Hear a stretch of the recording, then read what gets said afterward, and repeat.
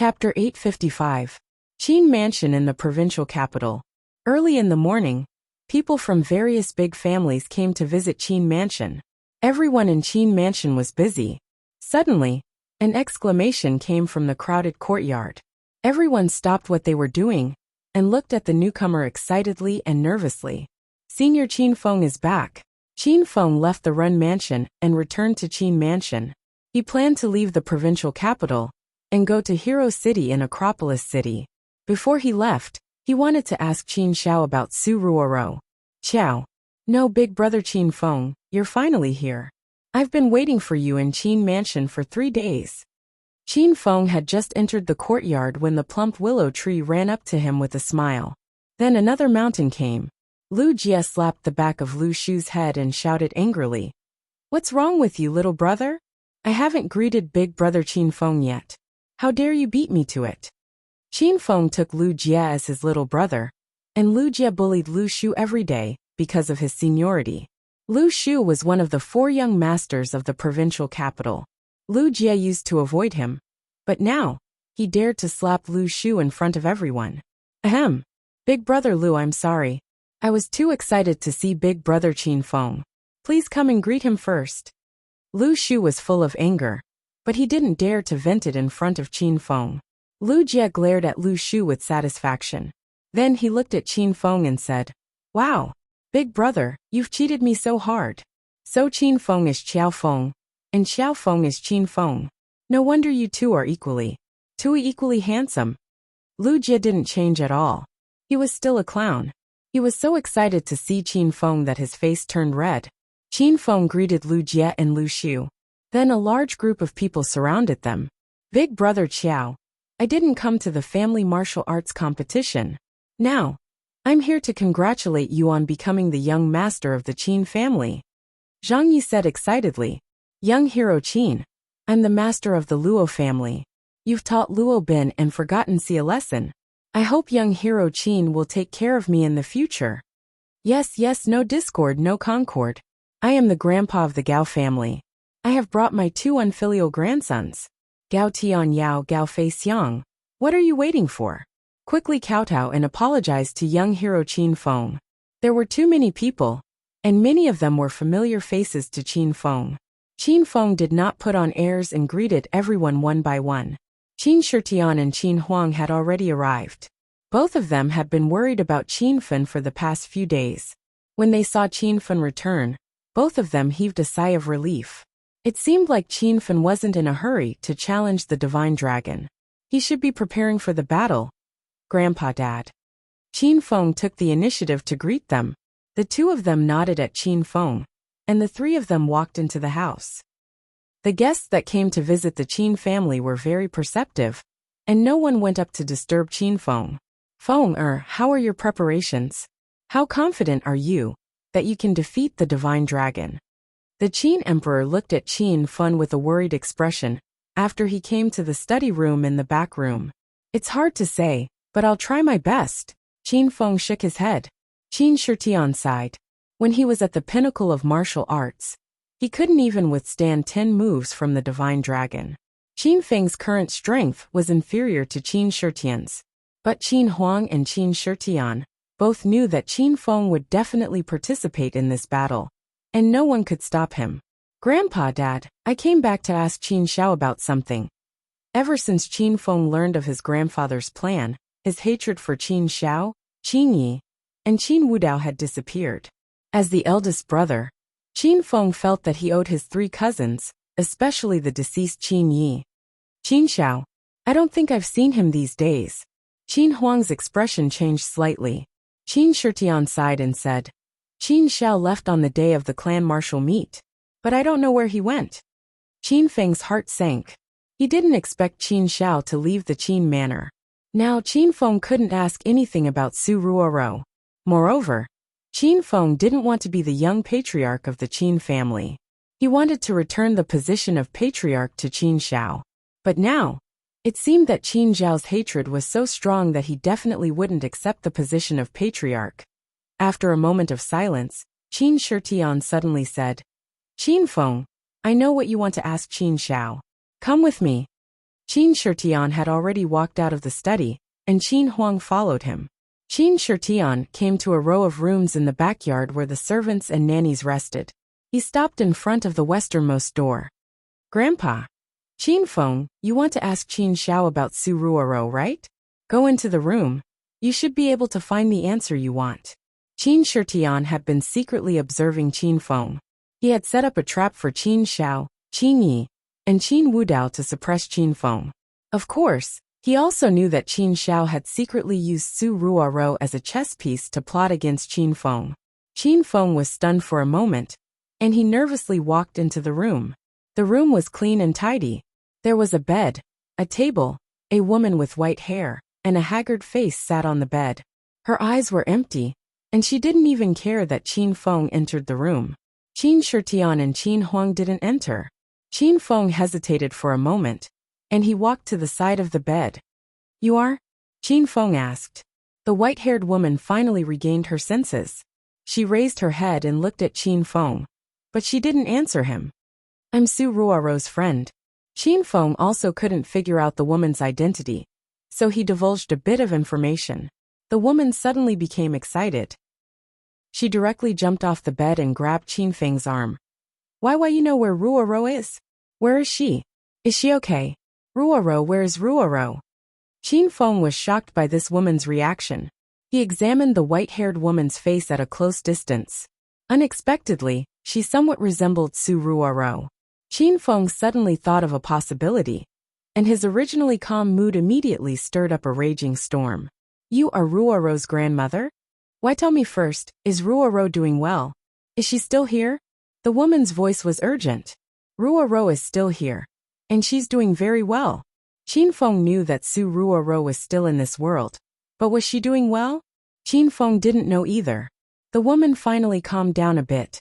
She suddenly let go of Qin Feng's arm, and looked at Qin Feng apologetically. Sorry, I was too excited just now.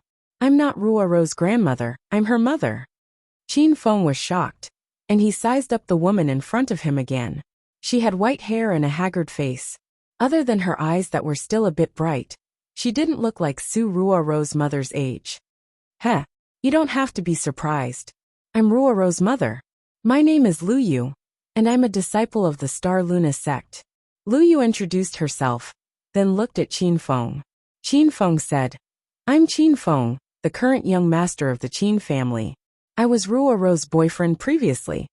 You're Qin Feng? Lu Yu's expression changed, and she began to size Qin Feng up seriously.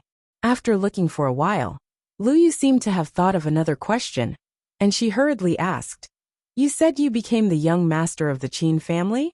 Where's that Qin Xiao? Qin Xiao. Is he the one who put you under house arrest here? Qin Feng seemed to understand something. Lu Yu looked at Qin Feng and let out a long sigh. From Qin Feng's words, Lu Yu had analyzed many things. Qin Zhao's plan failed, and Qin Feng broke up with his daughter. You must hate Ruoro a lot right now, right? Lu Yu suddenly changed the topic. Qin Feng remained silent. After a moment of silence, Lu Yu spoke again and told her story. I'm a disciple of the outer martial world Star Luna sect. The Star Luna sect is a demonic cultivation sect. In the last Demon Sect conference, I successfully became the Demon Clan's Holy Maiden. The Demon Clan's Holy Maiden can only dual cultivate with the Demon King. But I fell in love with Ruoro's father a long time ago. For love, I escaped the sect and traveled to the ends of the world with Ruoro's father. While we were on the run, Ruoro's father was killed. Later on, I escaped from the Demon Clan's pursuit and went into seclusion. However, Qin Xiao found me and threatened me. He said he would inform the Star Luna sect of my whereabouts. I was forced to stay here. Qin Xiao used me to force Ruoro to submit to him. Ruoro is a child with a bitter fate. She is kind-hearted, but she was forced to do bad things. Fortunately, you defeated Qin Xiao in the end, and also took the position of young master. If you have any resentment towards Ruoro, then let me as a mother atone for my sins. You can kill me if you want. Lu Yu raised her head and closed her eyes. Qin Feng's mind exploded and went blank. Was Su Ruoro guilty? She was guilty, because she had done something wrong. However, Qin Feng wondered what he would do if the same thing happened to him. Qin Feng's heart ached when he recalled Su Ruo's gentleness and kindness. He recalled how she cried like a rainman after stabbing him in the back at the Amethyst Dragon Palace. This was all fate.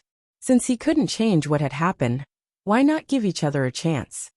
Auntie Lu, you can stay in the Qin Manor from now on. No one will trouble you here. When I find Ruo, I'll bring her back to see you. Qin Feng walked out of the room. Compared to the mood he had before he entered the house, it was a complete change. Qin Feng had a lot of responsibilities on his shoulders. He wanted to become stronger, defeat the dragon god, find his mother, find Han Ying, and let his family, women, and friends live in peace. Now, Qin Feng had another important task. He had to find Su Ruo. Fenger, how is it? Qin Huang and Qin Shitian were waiting at the door. When they saw Qin Feng, they immediately went up to him. Grandpa, Dad, let Auntie Lu stay in the Qin Manor. Treat her like a member of the Qin family, Qin Feng said. Neither of them objected to Qin Feng's words. They agreed without asking. Fenger, you're leaving again? Qin Huang looked at Qin Feng with worry and reluctance. Dad, I'm going to Acropolis City. I'll challenge the dragon god in 3 days. Don't worry about me. Just like Grandpa said, I'm the green dragon of Wuxia now. The dragon god won't kill me. By the way, pass the position of the young master of the Qin family to duo heir. Qin Feng comforted Qin Huang and Qin Shitian. Then, he looked deeply at Lu Yu's room and turned to leave the Qin Manor. In September, there will be 4 chapters every day. Please continue to subscribe to the official version to support Young Master. The only official version is on the Chinese Literature Net. If you see this book anywhere else, it's a pirated version. It's not easy to write a book. Please support the official version. Thank you. Chapter 856. Yun Province's Acropolis City's Mountain Resort. The mountain resort had long been closed for renovation. In the blink of an eye, it had been almost a month since the renovation. The construction of Hero City was very fast. All sorts of buildings had been built on the originally boundless plains.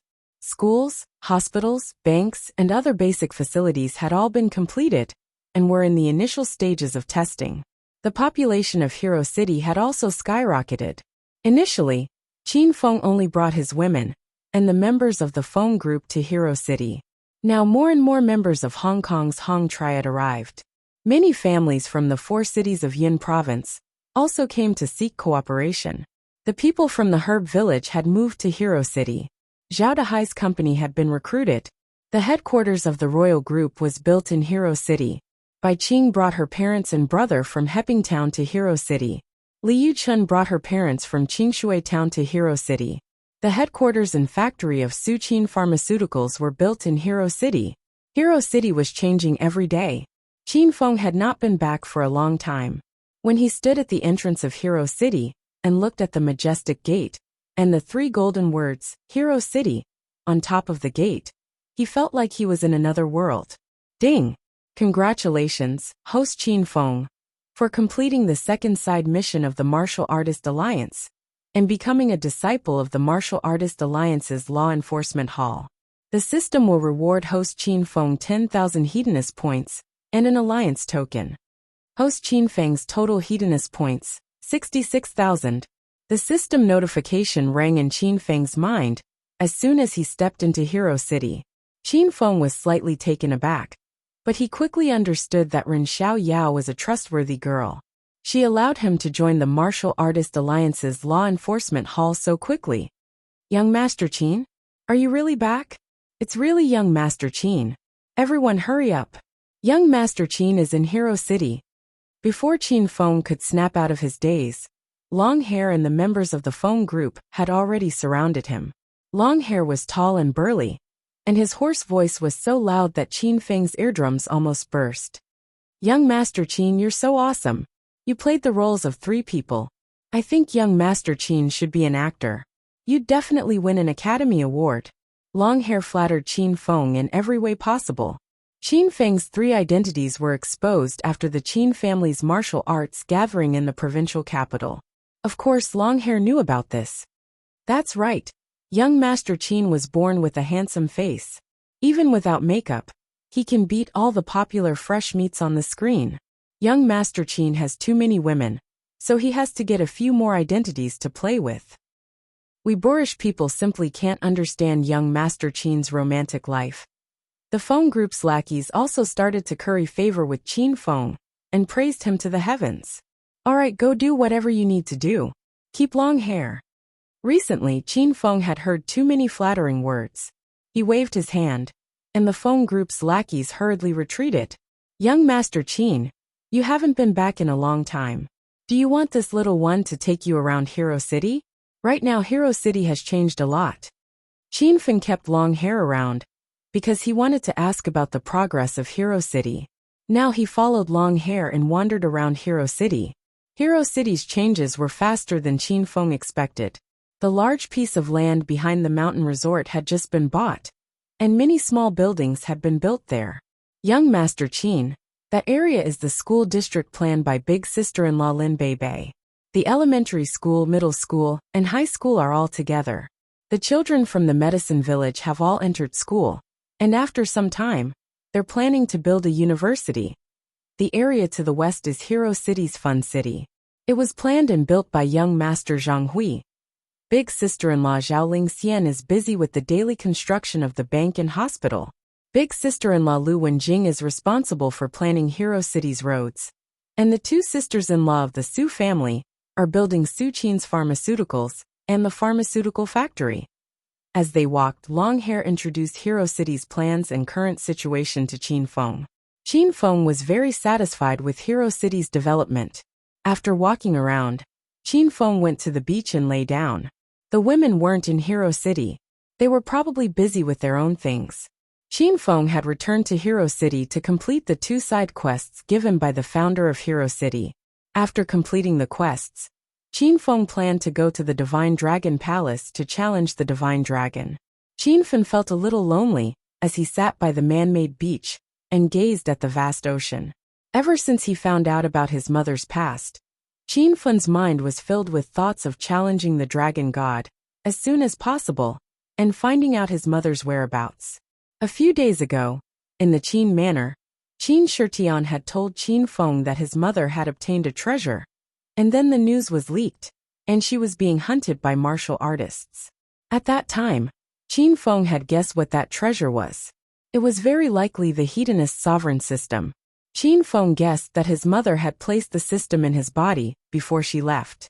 Now that Qin Feng had used the system to become stronger, he vowed to find his mother even if he had to die.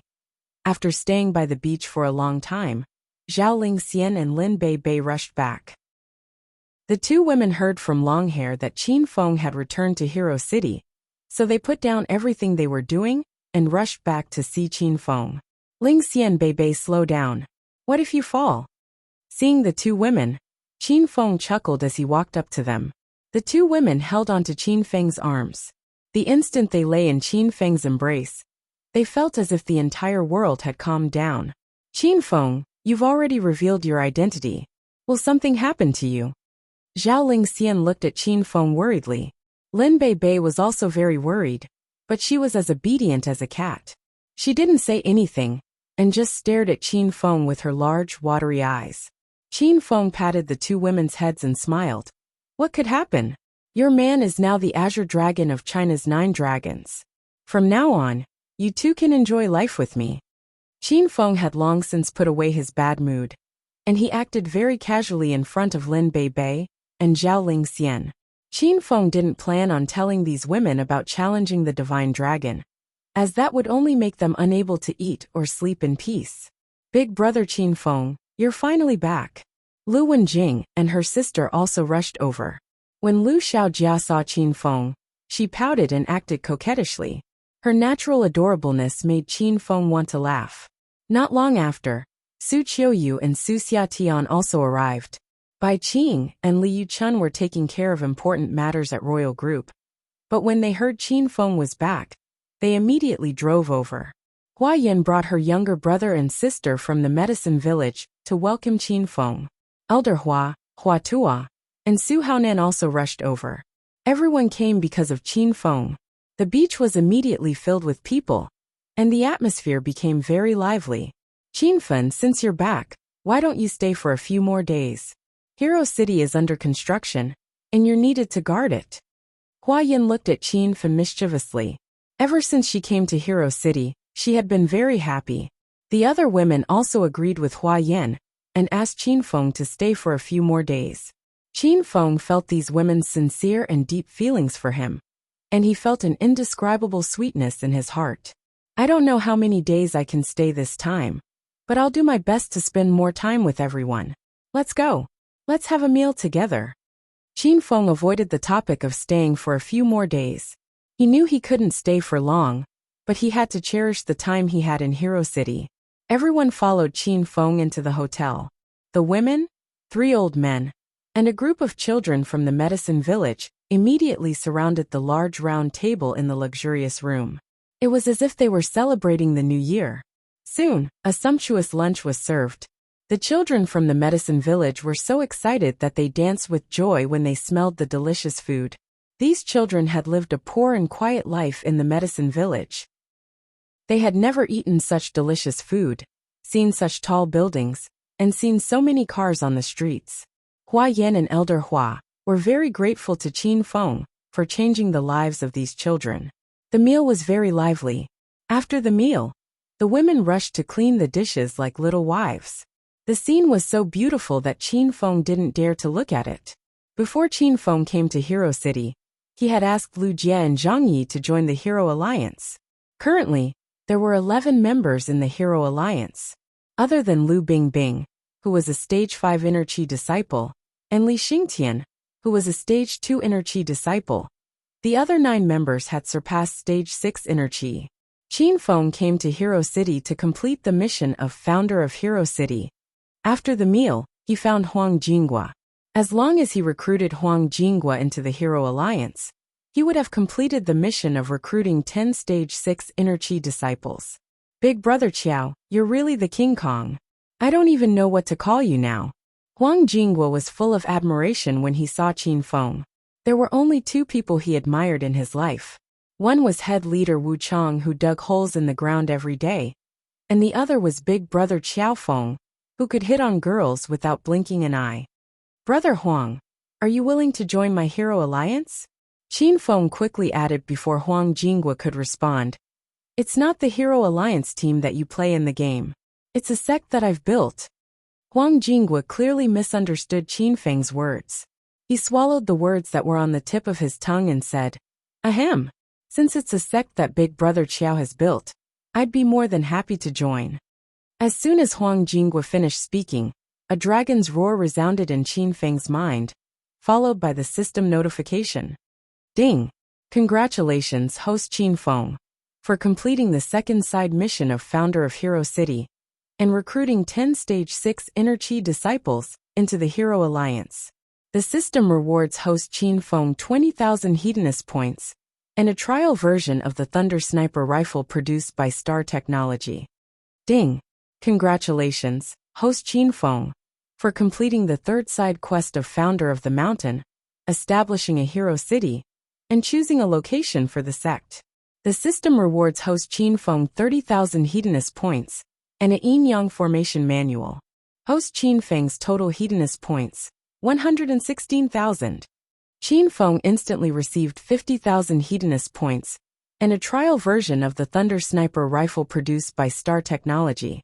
This made Qinfeng extremely excited. Chapter 857. Big Brother Qiao. What kind of gun is this? This is my first time seeing such a cool sniper rifle. Huang Jinghua was dumbfounded. His eyes shone brightly as he stared at the Thunder Sniper rifle. Qinfeng wanted to test the power of the Thunder Sniper rifle, but he had learned his lesson from the Starlight Gauntlets. Little pig, how many times can this Thunder Sniper rifle be fired? Does it also rely on starstones to power it? Qinfeng asked Little Pig. Master, the Thunder Sniper rifle doesn't use starstones. It uses thunderstones, which are as rare as starstones. Their prices are about the same. The Thunder Sniper rifle comes with 5 Thunderbolt lasers. If the lasers run out, one thunderstone will cost 30,000 Hedonist points, which is equivalent to 6,000 hedonist points per bullet. Qin Feng was given a big fright. He thought to himself that it was a good thing he had asked Little Pig first.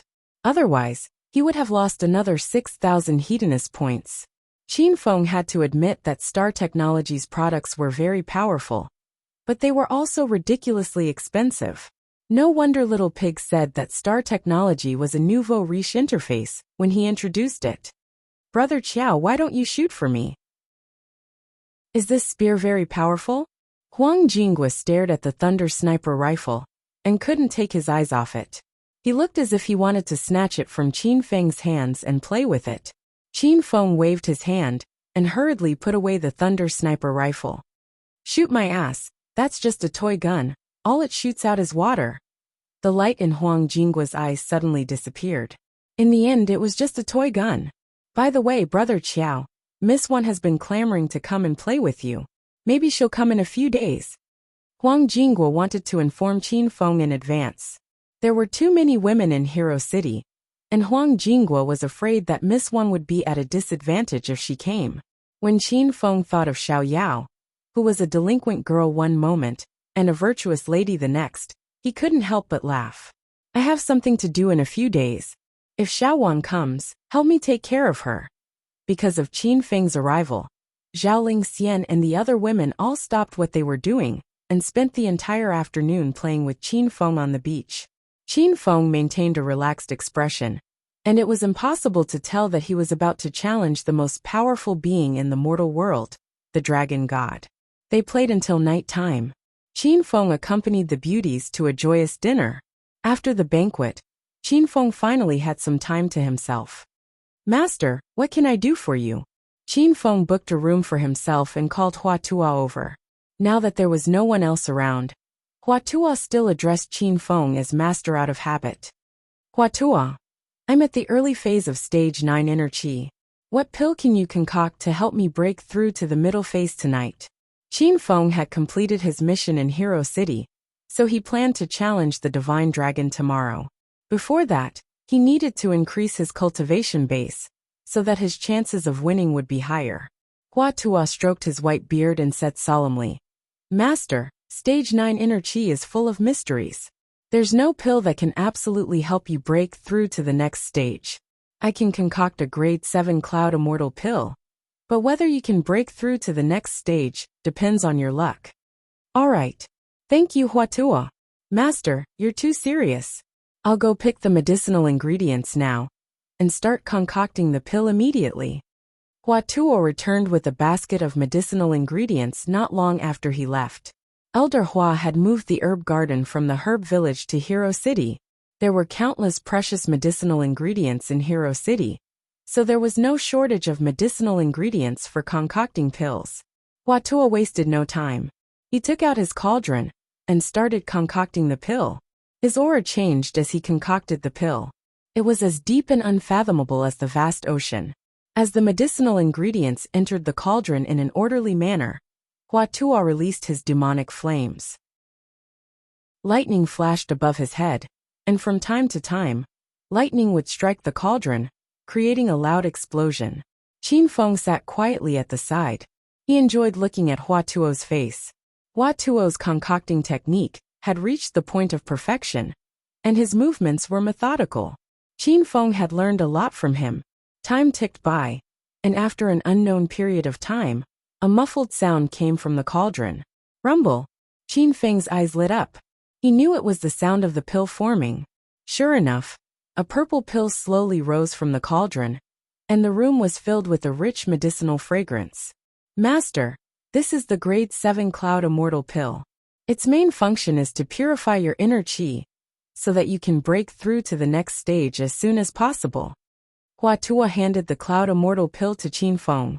Qin Feng looked at the sky that was about to brighten. Without further ado, he took the cloud immortal pill and swallowed it. Qin Feng had eaten the violent demon pill and the rising spirit pill concocted by Hua Tuo before. He realized that the pills concocted by great masters were different. There was a unique aura in them.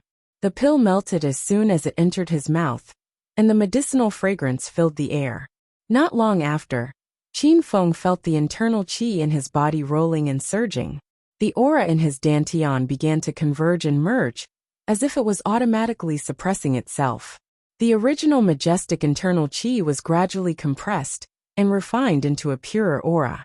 Qin Feng sat cross-legged in front of everyone, completely focused on cultivating. Hua Tuo stood in front of the door with his hands behind his back, guarding Qin Feng. Hua Tuo's eyes were as bright as the stars as he stared at Qin Feng. He could feel the aura in Qin Feng's body slowly changing. His inner qi became purer and purer, like the Son of Heaven who had descended to the mortal world. Bang! Bang! After an unknown period of time, a series of explosions came from Qin Feng's body. However, these explosions were not caused by a breakthrough. They were caused by the Cloud Immortal Pill's medicinal effect, and the inner qi in Qin Feng's body reaching its limit. Hua Tuo's calm expression changed. He furrowed his brows and said, "Master, the medicinal effect is almost completely absorbed. If you continue to force yourself, your body might explode."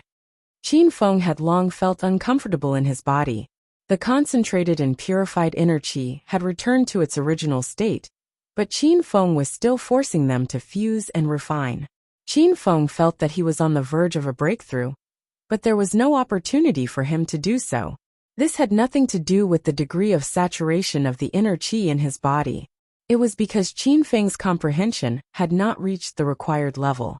There were 4 minor realms in stage 9 inner qi, and the breakthrough of each realm was as difficult as ascending to heaven. How could it be achieved in a short period of time? "Master, please stop." Hua Tuo's expression became more and more anxious.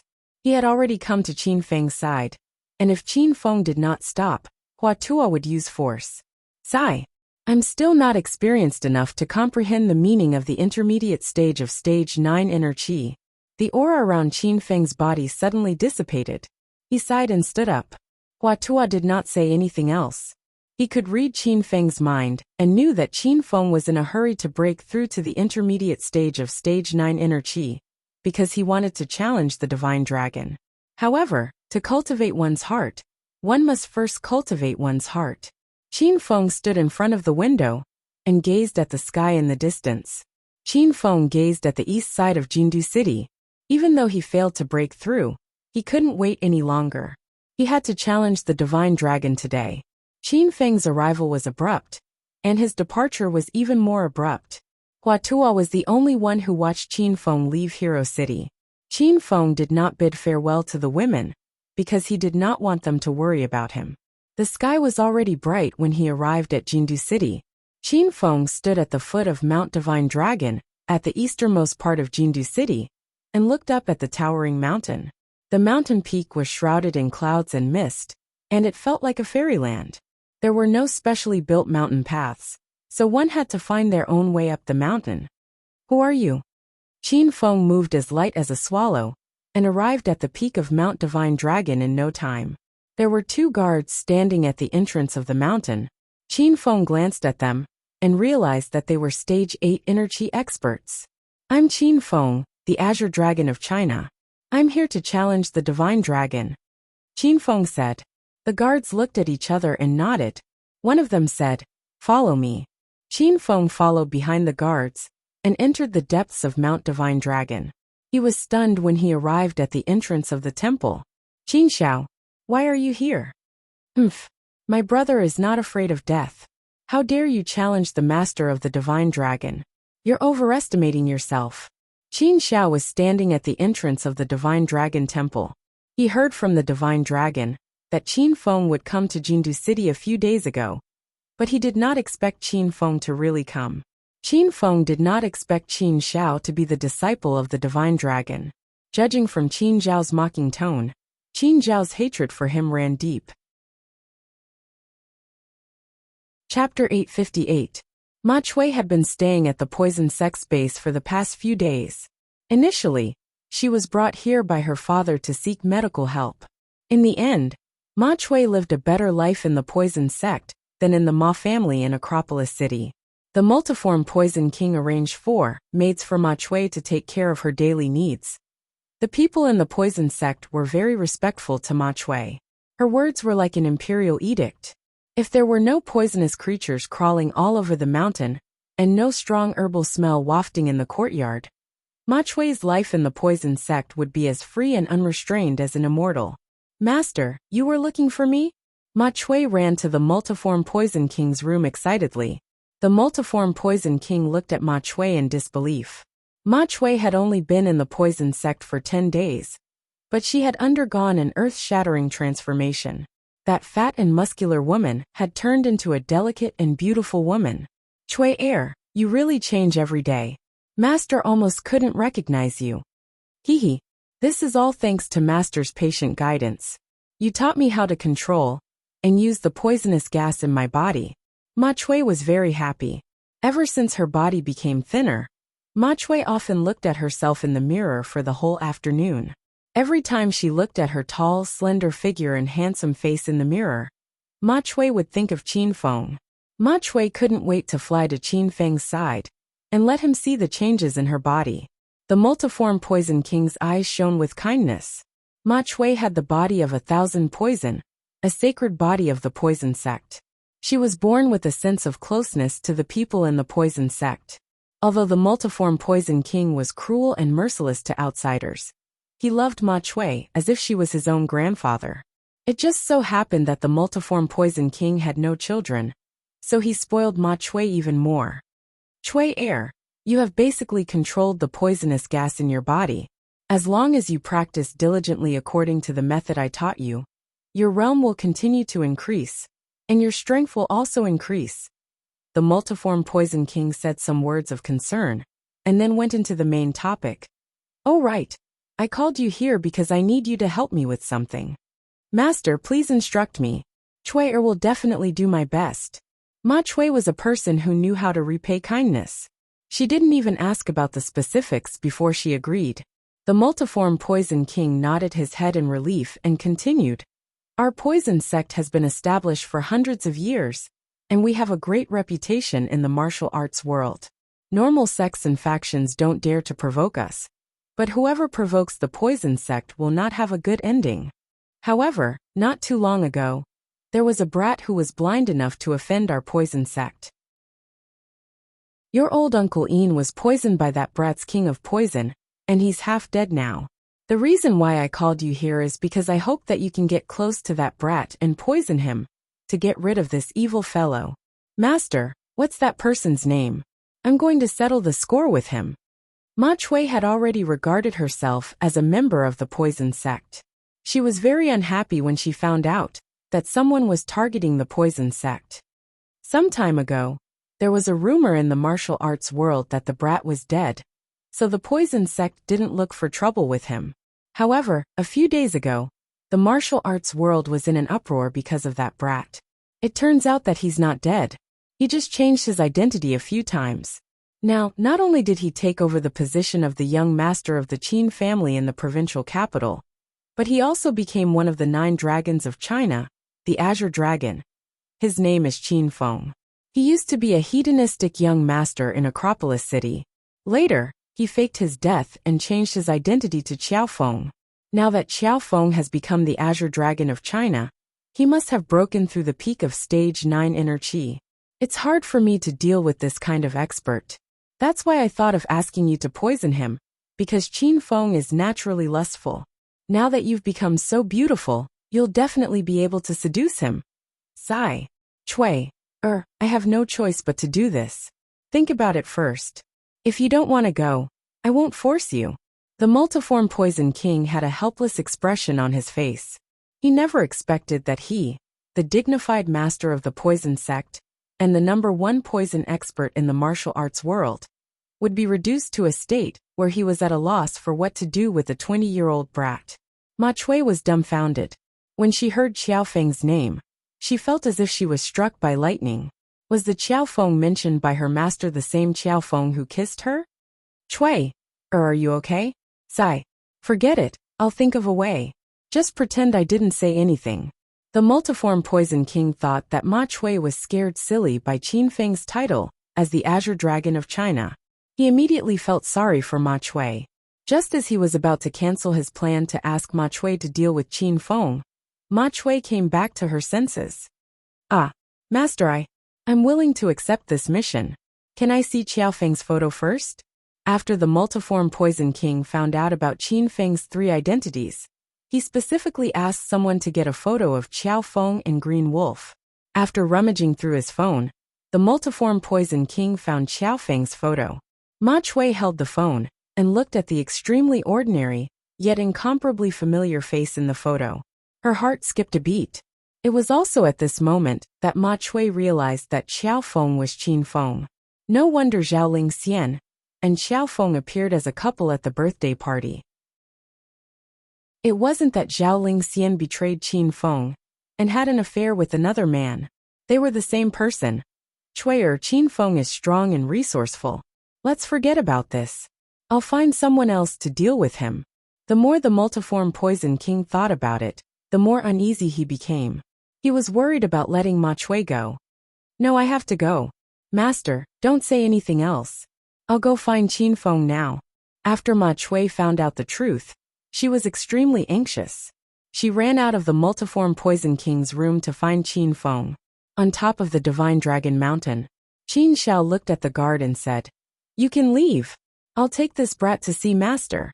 The guard had already left. At the entrance of the Divine Dragon Palace, Qin Feng and Qin Xiao looked at each other. Qin Xiao's eyes were filled with resentment. Qin Feng's mentality underwent a huge change. His face was expressionless. "My good big brother, you've been in the limelight recently. You must feel great. Let me tell you, don't be too proud. That position of patriarch was unfair. It was given to you by Grandpa out of charity. What's more, isn't it just the young patriarch of the Qin family? How much power does that have? I don't care about it at all. Now that I've become the disciple of the Divine Dragon and follow him, it won't be long before I challenge you again and take back everything that I've lost." Qin Xiao said a bunch of harsh words, but Qin Feng ignored him. Seeing that it was getting late, Qin Feng said, "Take me to see the Divine Dragon." Qin Xiao felt that he was being looked down upon. He was so angry that he blew his beard and glared at Qin Feng. Qin Xiao discovered that Qin Feng's aura had changed. It was purer and more majestic. Qin Feng's mentality had also improved a lot. At this moment, standing in front of Qin Feng suddenly felt that the two of them were not on the same level. Qin Xiao suddenly felt a little disappointed. He was originally much stronger than Qin Feng, but in the short span of half a year, Qin Feng's change caught him off guard. "Qin Feng, today is the day you die. Even if you don't die, my master will beat you into a cripple." Qin Xiao could only use the name of the Divine Dragon to suppress Qin Feng. In the end, Qin Feng didn't care at all. Qin Xiao was so angry that his face turned red. He turned around and entered the Divine Dragon Palace. Qin Feng followed all the way. This Divine Dragon Palace was actually a cave. It seemed like the Divine Dragon had dug such a huge cave in the original mountain. There were torches on the surrounding rock walls. The cave was slightly cold, and Qin Feng involuntarily circulated his inner qi. After walking for a while, there was no longer a narrow tunnel in front of him. He came to an abnormally spacious valley. The valley was huge, white fog was boundless, and vegetation was overgrown. It was like a scene of paradise. "Master, Qin Feng is here to challenge you." Nothing could be seen in the boundless fog, but Qin Xiao bowed respectfully and spoke to the air. A voice that seemed to penetrate from afar sounded, "You can leave first." "Yes, master." Qin Xiao wanted to stay and see how Qin Feng would be tortured, but once the Divine Dragon spoke, Qin Xiao immediately retreated. The mist in the valley suddenly moved and flew towards Qin Feng. Before Qin Feng could react, a surging aura surrounded Qin Feng and sent him flying. Pfft! As soon as he fell to the ground, Qin Feng spat out a mouthful of blood. Qin Feng didn't even have the time to suppress his inner qi. He quickly stood up and looked at the cloud of fog with a shocked expression. In the cloud of fog, there was a shadow of a person. He couldn't even determine if there was a person inside. Qin Feng had long heard of the power of the Divine Dragon. Above the 9 dragons was the Divine Dragon. However, when Qin Feng really faced the Divine Dragon, he deeply understood how powerful it was. Qin Feng didn't even make a move. He didn't even see the Divine Dragon, but he was already defeated. With just one simple move, he was completely defeated. Your strength is too weak, much weaker than I imagined. The faint voice came from the white fog again. The fog began to dissipate gradually, and a figure appeared. A man in white stood in the distance. He had dashing eyebrows and long hair. He had an imposing appearance and a pair of eyes that shone like stars, emitting a sharp light. Qin Feng couldn't tell the divine dragon's age, but judging from his appearance, he was at most in his early 30s.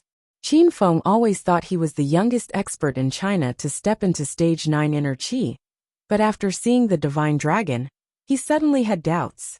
You are the divine dragon?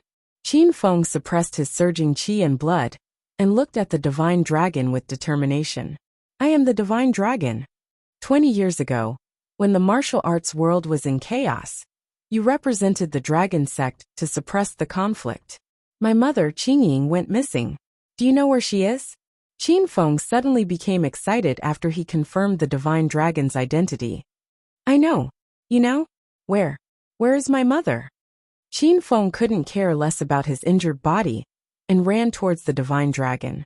Halfway through his run, the void in front of Qin Feng suddenly exploded, and he was sent flying backward. You want to know where your mother is? You have to defeat me first. The divine dragon didn't move. He was dozens of meters away from Qin Feng, but his voice sounded like it came from thousands of meters away. Qin Feng crashed heavily into the rock wall. Even with the protection of the purple thunder wild robe, his internal organs were still dislocated. Before he could get up, Little Pig's anxious voice suddenly rang in his mind. What? Master, bad news. The magnetic field has changed. Buzz buzz buzz. System buzz buzz. I've lost contact with the system. Buzz buzz buzz. An ear-piercing noise rang in Qin Feng's mind. He hurriedly tried to communicate with Little Pig with his mind, but he couldn't contact Little Pig at all. Qin Feng then tried to sense the system, but he was instantly stunned. The system couldn't sense him at all. It was as if Qin Feng didn't have the hedonist sovereign system in his mind, and the system had never existed. Aside from the battle at the Amethyst Dragon Palace, and the time when Little Pig revealed his innate charm, Qin Feng hadn't encountered a situation where he suddenly lost contact with the system. Moreover, this time was different from the last two times. He couldn't sense the system for no reason this time. Qin Feng hadn't even started fighting, and unexpected situations kept happening one after another. He was a bit flustered. This was completely different from Qin Feng's plan. Qin Feng knew how powerful the divine dragon was, so he thought that if he really couldn't defeat the divine dragon, he could only release Shimen Shueishue and Ouyang Feng to deal with the divine dragon. However, he couldn't even contact the system, so this idea was completely shattered. Qin Feng couldn't even take out the spiritual equipment, pills, and Star Technologies products from the system. Chapter 859. You've seen my strength, but you're not too nervous. Instead, you're worried about something else. What kind of trouble have you encountered? The divine dragon's ethereal voice sounded. Qin Feng trembled. When he looked into the divine dragon's starry eyes, he felt powerless as if his thoughts were seen through. Is this the divine dragon, the most powerful person in the secular world of China? It really lives up to its reputation. Qin Feng was sure that he had lost contact with the system. Fortunately, he had cheated Yang Wei of a lot of medicinal pills during the medicinal pill conference. Qin Feng stored those medicinal pills in the emerald spiritual ring. Qin Feng took out a bottle of healing pills and poured them into his mouth. The divine dragon stood a dozen meters away and watched Qin Feng consume the healing pills. He did not stop him. The divine dragon maintained an indifferent smile on his face, as if nothing in the world could threaten him. Senior divine dragon, I'm here to ask about my mother's whereabouts. Since you know, please tell me. Qin Feng said. Hehe. Are you kidding me? I do know a lot of things, and many people have come to ask me questions, but no one is allowed to step into the divine dragon temple without my permission, unless they're dead. Of course, anyone who challenges me can ask me questions, but they have to defeat me to get the answers they want. Unfortunately, I've guarded China for decades, and no one has ever defeated me. The divine dragon's voice was indifferent, but it was filled with a strong sense of confidence. However, this kind of confidence was not repulsive. Instead, people felt that the divine dragon should be this arrogant. After Qin Feng understood the rules set by the divine dragon, he stopped talking nonsense. Since he could only find out his mother's whereabouts by defeating the divine dragon, Qin Feng would fight to the death. Rumble. The violent sound of thunder reverberated in the valley. Qin Feng and the divine dragon stood at the bottom of a huge valley surrounded by mountains. The sound of thunder was like the omen of an approaching storm. The purple thunder robe on Qin Feng's body suddenly crackled. The originally dull battle robe emitted a dazzling purple light. Purple electric currents were faintly discernible on the battle robe. The sound of thunder was caused by the flashing purple electric currents. In the outer martial arts world, orange-grade spiritual weapons were relatively rare, and blue-grade spiritual weapons were treasures that were fought over. This was the first time Qin Feng had obtained a purple-grade spiritual weapon. However, when the purple thunder wild robe entered the eyes of the divine dragon, it was like nothing. The light in the divine dragon's eyes disappeared in a flash. It's a pretty good battle robe, but that's all there is to it. Let me see your true strength. The dragon god always had a lofty attitude, exuding a dignified and powerful aura. Qin Feng didn't like this kind of dominance. No one wanted to be suppressed. Rumble. There was another loud explosion, as if thunder and a tiger's roar had exploded at the same time. Qin Feng's figure had already disappeared, and in the blink of an eye, he appeared in midair. The starlight glove on his right hand emitted a golden light, and it was as dazzling as a small sun in his hand. Qin Feng had already worn the starlight gauntlets and the purple thunder wild robe before he entered the divine dragon palace. Hence, he could still use these two weapons. Thunder rumbled incessantly, and the tiger's roar was hard to calm. Qin Feng unleashed all of his inner qi in a single punch. The turbulent fist wind tore through the air, and the valley began to shake. Loud noises came one after another. Although Qin Feng didn't achieve a breakthrough after eating the Cloud Immortal pill, his strength had increased tremendously. He could feel that the inner qi he released was purer, and its power was different from before. Rumble. The thunder tiger fist whistled through the air, as if it was going to devour the heaven and earth. This punch contained the power of a stage 9 inner qi expert, but it didn't attract the divine dragon's attention. More than 10 meters away, a trace of disdain flashed across the divine dragon's face. Before Qin Feng could get any closer, the divine dragon casually waved his hand, and the void suddenly exploded. Qin Feng's body was blocked by an invisible barrier, and he couldn't move an inch.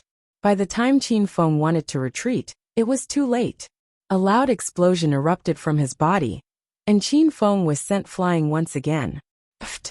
The ground was dyed red, and it was all Qin Feng's blood.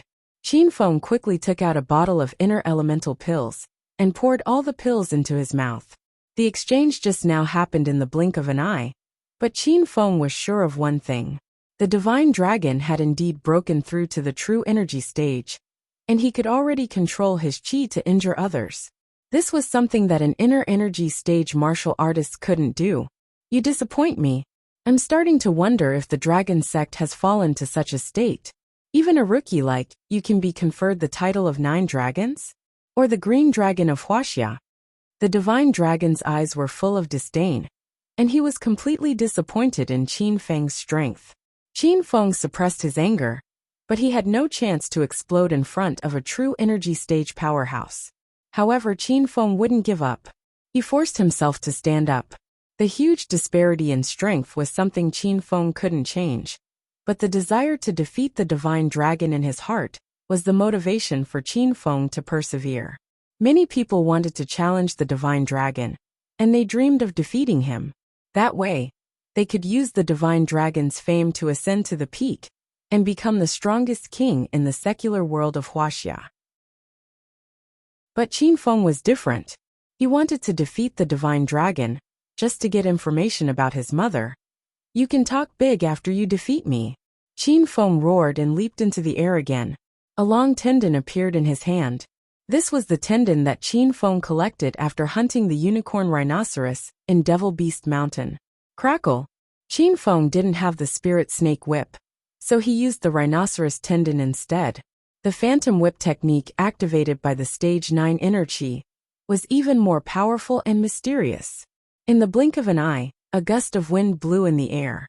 Hundreds of crisscrossing whip shadows formed a dense net, covering the sky like a divine dragon. This whip technique is not bad, but it's still too far away. The divine dragon looked at the dense net of whip shadows above his head. A glint flashed in his eyes, and he waved his sleeves. The whip shadows disappeared instantly, and Qin Feng, who was in mid-air, was sent flying again. Bang! This time, the divine dragon's strength was obviously doubled. Qin Feng's entire body crashed into the hard rock wall, and his body sunk in. If this is all you've got, you can leave now. My opponent, the divine dragon, is not as weak as you. The divine dragon's expression became arrogant, as if he was purposely provoking Qin Feng. Qin Feng, who was in the rock, had a few broken ribs. He sweated profusely from the pain when he moved his body slightly. Don't blindly compete with me. I'm not dead yet. As long as I'm not dead, I have a chance to defeat you. Qin Feng roared to the sky to vent the pain in his body. He poured another bottle of inner energy pill and healing medicine into his mouth.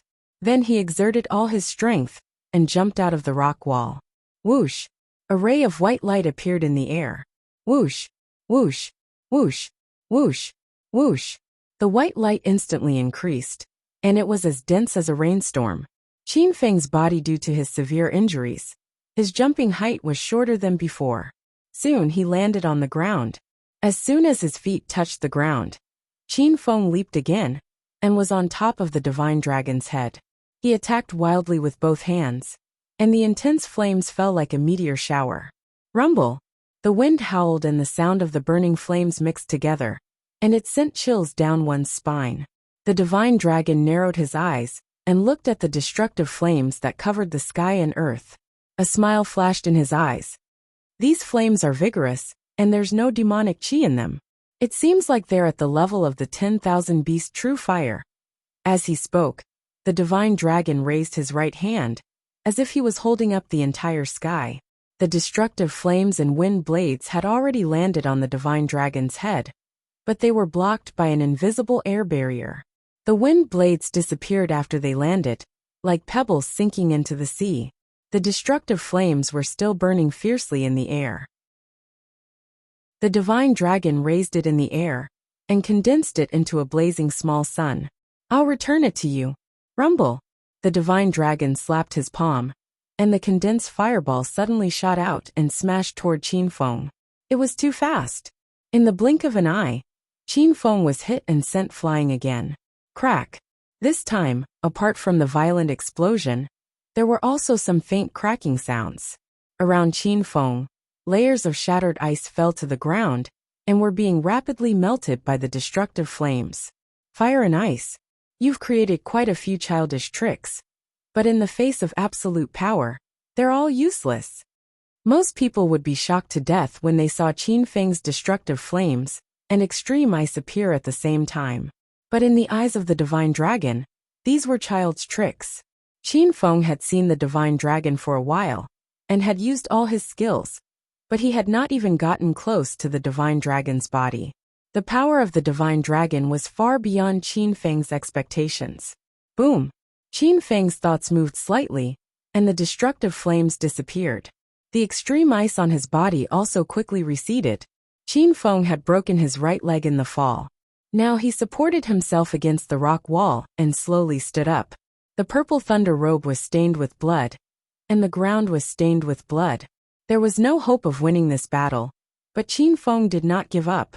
Even if he died in battle, he had to persevere. It was information about his mother's whereabouts. Rumble! Thunder boomed again. The purple lightning on Qin Feng's body surged wildly, and the purple lightning on his battle robe danced rapidly, bringing with it a restless aura. The hidden attribute of the purple thunder robe was lightning. Qin Feng activated the lightning attribute, and he suddenly had a mental connection with the flashing purple lightning on the battle robe. The purple lightning was instantly awakened, as if it had a life of its own. Bam! A muffled explosion sounded. A bolt of purple lightning suddenly struck down from the head of the divine dragon. The lightning was as thick as a giant snake, and it brought with it an earth-shattering aura and the power to destroy heaven and earth. The divine dragon's expression changed. Shock flashed across his face, which had been carrying a disdainful smile since the beginning. He did not wave his hand to block the lightning above his head.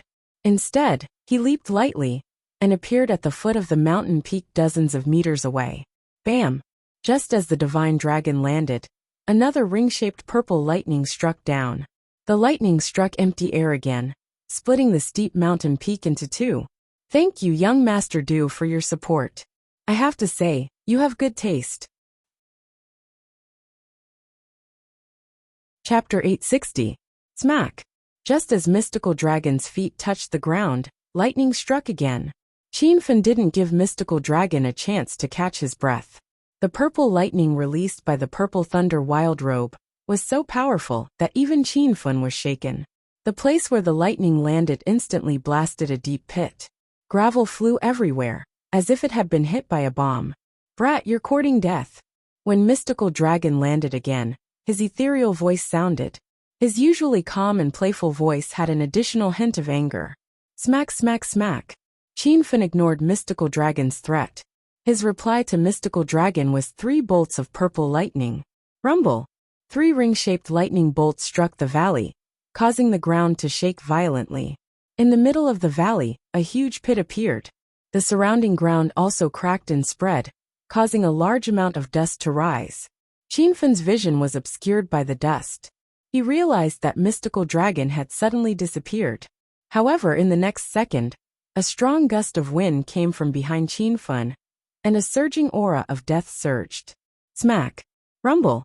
Qin Fen didn't have a chance to dodge, and was sent flying by Mystical Dragon's palm. However, the instant he was sent flying, he forced himself to release a bolt of lightning. Qin Fen landed in the huge pit in the middle of the valley. Before his back touched the ground, Mystical Dragon in white was already standing at the edge of the pit.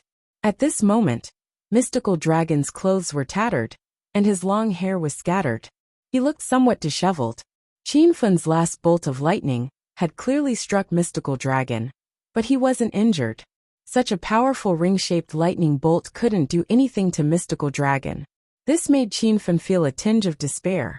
Bang! Qin Fen's back hit the ground, causing the pit to sink even deeper. The sound of bones breaking rang out continuously. Qin Fen lay in the pit, and didn't even have the strength to stand up. Mystical Dragon stood at the edge of the pit. His starry black eyes were bloodshot. He was the high and mighty Mystical Dragon of China, but he was beaten up so badly by Qin Fen. This made Mystical Dragon feel humiliated. Very good. You've finally given me a surprise. Mystical Dragon stared at Qin Fen in the pit for a while before his expression returned to normal. Qin Fen kept coughing, and all he coughed out was blood and flesh. However, Qin Fen was not afraid. Even though he was covered in dirt and his clothes were tattered, his eyes still shone with determination. Ahem, before I die, can you tell me where my mother is? Qin Fen used his last breath to ask. Don't worry, I won't kill you. Otherwise, you would have died over 100 times already. The divine dragon had regained his arrogant demeanor. He had killed too many people, and he had killed too simply. It was just a flick of his sleeves, and a powerhouse was dead. Therefore, the dragon god did not think that killing was the best form of revenge. Instead, it was to free the enemy as soon as possible. The fact that Qin Fen had put the divine dragon in such a difficult position had thoroughly enraged the divine dragon. The divine dragon wanted Qin Fen to die a horrible death. Since you don't want me to die, then I will defeat you. Qin Fen felt a little powerless. He had unleashed all of his strength and his most resolute belief, but the difference in strength between him and the dragon god was too great. This was a battle where there was a difference of 4 levels. Qin Fen slowly raised his right fist. This was his last hope to defeat the divine dragon. When the divine dragon saw the glittering golden starlight glove on Qin Fen's right hand, his expression changed drastically. Buzz! Qin Fen's thoughts moved slightly. He activated the hidden starlight glove, and a white light turned into a shooting star. Its speed was so fast that Qin Fen could not even see it clearly before it disappeared. The divine dragon also disappeared, and a loud noise came from the valley. Qin Fan hastily swallowed a few pills and leaped to the ground with his last breath. Rumble! A mountain peak was swaying and collapsing. Gravel rolled down, and the entire valley shook incessantly. Qin Fan did not care about this. He quickly looked around, but he could not see the divine dragon. Qin Fan, I won't kill you. I will cripple your cultivation and make you a beggar. You will never be able to defeat me, and you will never be able to find your mother. The divine dragon's deep roar came from the mist at the foot of the mountain. Without hesitation, Qin Fan raised the starlight glove and fired 3 starlight glove. The 3 white lights flashed, and in the next second, a loud noise came from the opposite mountain peak. The towering cliff seemed to have been violently hit and began to collapse. The layers of mist also slowly dissipated, but there was no trace of the divine dragon. A gust of wind suddenly spread behind Qin Fan. Qin Fan did not have time to think. He turned around and swung the starlight glove again, but the starlight glove did not appear. The starlight glove's 5th starlight glove had already been fired. Rumble! Qin Fan did not have time to release his lightning attribute. His abdomen was hit, and his entire body flew to the foot of the cliff hundreds of meters away. The huge rocks on the cliff scattered in all directions, and many of them smashed onto Qin Fan. Qin Fan lay in the deep pit, and his body could no longer move. After a while, he was crushed to the bottom of the deep pit by the huge rocks. The divine dragon appeared again, standing at the edge of the pit. With a casual slap, more than half of the huge rocks flew away, and Qin Fan's upper body was exposed. Qin Fan was covered in blood, and his purple thunder wild robe had already dimmed. The purple lightning flowing on it had disappeared. His eyelids were drooping, and he did not even have the strength to open his eyes. But he still forced himself to look at the divine dragon. Qin Fan wanted to ask the divine dragon again, where did his mother go? But Qin Fan's mouth opened and closed, but no sound came out. The divine dragon's white robe was shredded and hung on his body, and even some of his skin was exposed. The white robe was stained with some blood, but it was not Qin Fan's blood. It was the divine dragon's own blood. In the secular world of China, the divine dragon was the strongest. Ever since he obtained the title of divine dragon, he had not met an opponent who could injure him in more than 20 years. Even when Qin Shitian came to challenge the divine dragon, he was defeated within 10 moves. Qin Shitian did not even touch the divine dragon's body, let alone make him bleed. But Qin Fan did it. Although Qin Fan was defeated, he injured the divine dragon. Standing at the edge of the deep pit, the divine dragon stared at Qin Fan. There was a strange light in the divine dragon's eyes, as if he was thinking about something. After a while, the divine dragon said, "You lost." The corner of Qin Fan's mouth moved a few times. He wanted to say something, but no words came out. "I won't kill you. I'll cripple your cultivation and give you the lowest status again. 3 months later, I'll wait for you at the Divine Dragon Palace to challenge me again. If you don't come, or if you lose to me again after you come, you'll never get any news about your mother. When that time comes, I will kill you with my own hands." Rumble. As soon as the divine dragon finished speaking, he suddenly struck with his palm. The powerful force hit Qin Fan's abdomen. Qin Fan's vision went black and he passed out. A few minutes ago, everyone in the capital city felt an earthquake. It felt like an earthquake. The closer it was to the east of the capital, the stronger the tremor was. Many people ran out of the tall buildings in fear, and the streets were crowded with people. Everyone checked the earthquake forecast, but there was no official warning about an earthquake. Qin Manor in the capital city, Qin Shitian and Qin Huang stood at the entrance, looking at the tall mountains in the east with furrowed brows. Others did not know the cause of the earthquake, but the two of them knew it very well. As the fight started, Qin Huang's voice was trembling. Qin Shitian's expression was calmer than Qin Huang's, but that was only because he hit it better. Deep down, he was no better than Qin Huang. The tremor came from the east, but it wasn't as strong as an earthquake. "I think Feng Er went to challenge the divine dragon." Qin Shitian sighed. "It's really hard on Feng Er. He's so young, and has only just stepped into stage 9 inner chi. How can he be a match for the divine dragon?" The worry in Qin Huang's eyes became more and more intense. He wanted nothing more than to charge into the Divine Dragon Palace and see what was going on. The tremor has disappeared for a while. Could it be that the battle is over? My son, give Qinfen a call and see what's going on. Qin Huang hurriedly took his cell phone and went to the side. Soon he ran back and said, Dad, the cell phone is off. Did something happen? No, I have to go to the Divine Dragon Palace. If Feng Er is gone, I will fight the Divine Dragon. Qin Huang's eyes were already misty. Qin Shitian grabbed Qin Huang and said, Wait! Dad, don't stop me. I have to go. Feng Er is the child that I raised. Qin Huang couldn't help but shed 2 streams of tears. Qin Shitian's eyes were bloodshot. He stretched out his skinny and old hand and wiped the tears from Qin Huang's eyes. He said firmly, Ask the butler to prepare the carriage. I will go with you.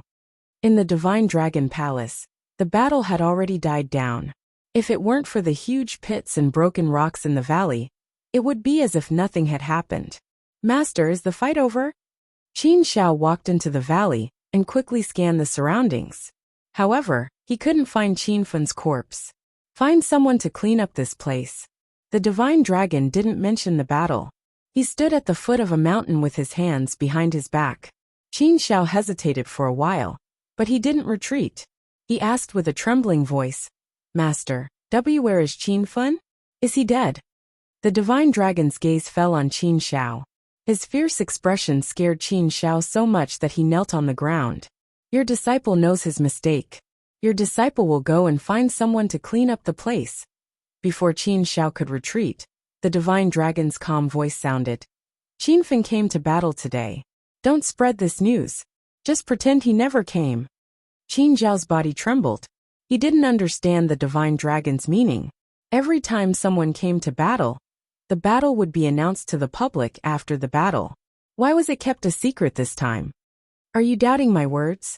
The Divine Dragon's cold voice sounded, causing Qin Xiao to tremble in fear. I don't dare. Master, I don't know anything. This won't spread. The pressure brought by the Divine Dragon was too great. Qin Xiao didn't dare to stay any longer. He hurriedly went out to find someone to clean up the place. The Divine Dragon was the only one left in the valley. The Divine Dragon leaped and landed on a mountain peak. He looked down at the capital, which was more than half the sky. His eyes became serious. Why can't I see through the people Master wants me to suppress? These people must be hiding secrets that I don't know.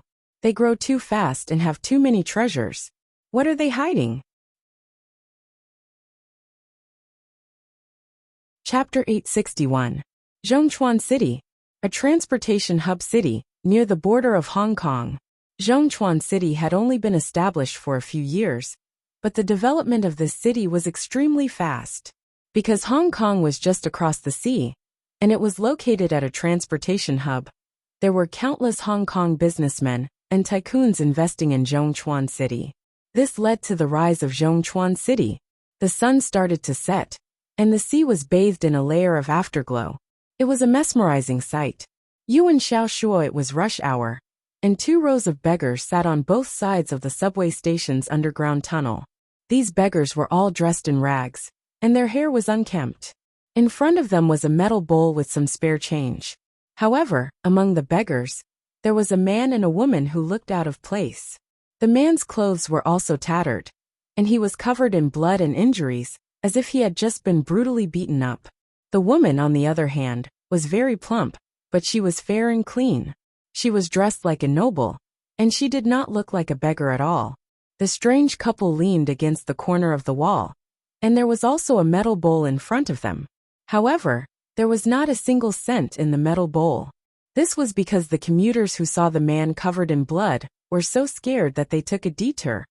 A little boy happened to pass by them. When he saw the big brother covered in blood, he was also startled. However, after a short fright, the little boy gathered his courage, threw the $1 coin in his hand into the metal bowl, and skipped away. Clang! This crisp sound awakened the man who was in a deep sleep. As soon as he woke up, the man tried to circulate the inner qi in his body. He still wanted to continue the battle with the dragon god. That's right, the man was Qin Feng. He quickly realized that his inner qi was gone. Where is this? Why am I here? Qin Feng's memory surged into his mind. He remembered that when he challenged the dragon god, he lost contact with the system as soon as he entered the dragon god temple. After a bitter battle, Qin Feng was no match for the dragon god and was defeated by the dragon god. When the dragon god struck his last palm, Qin Feng thought he was going to die. However, he realized that he was not dead, and he was in a completely unfamiliar city. "Master, you're finally awake." While Qin Feng was puzzled, Little Pig's voice suddenly sounded in his mind. Qin Feng sat up abruptly. "Little Pig, what's going on?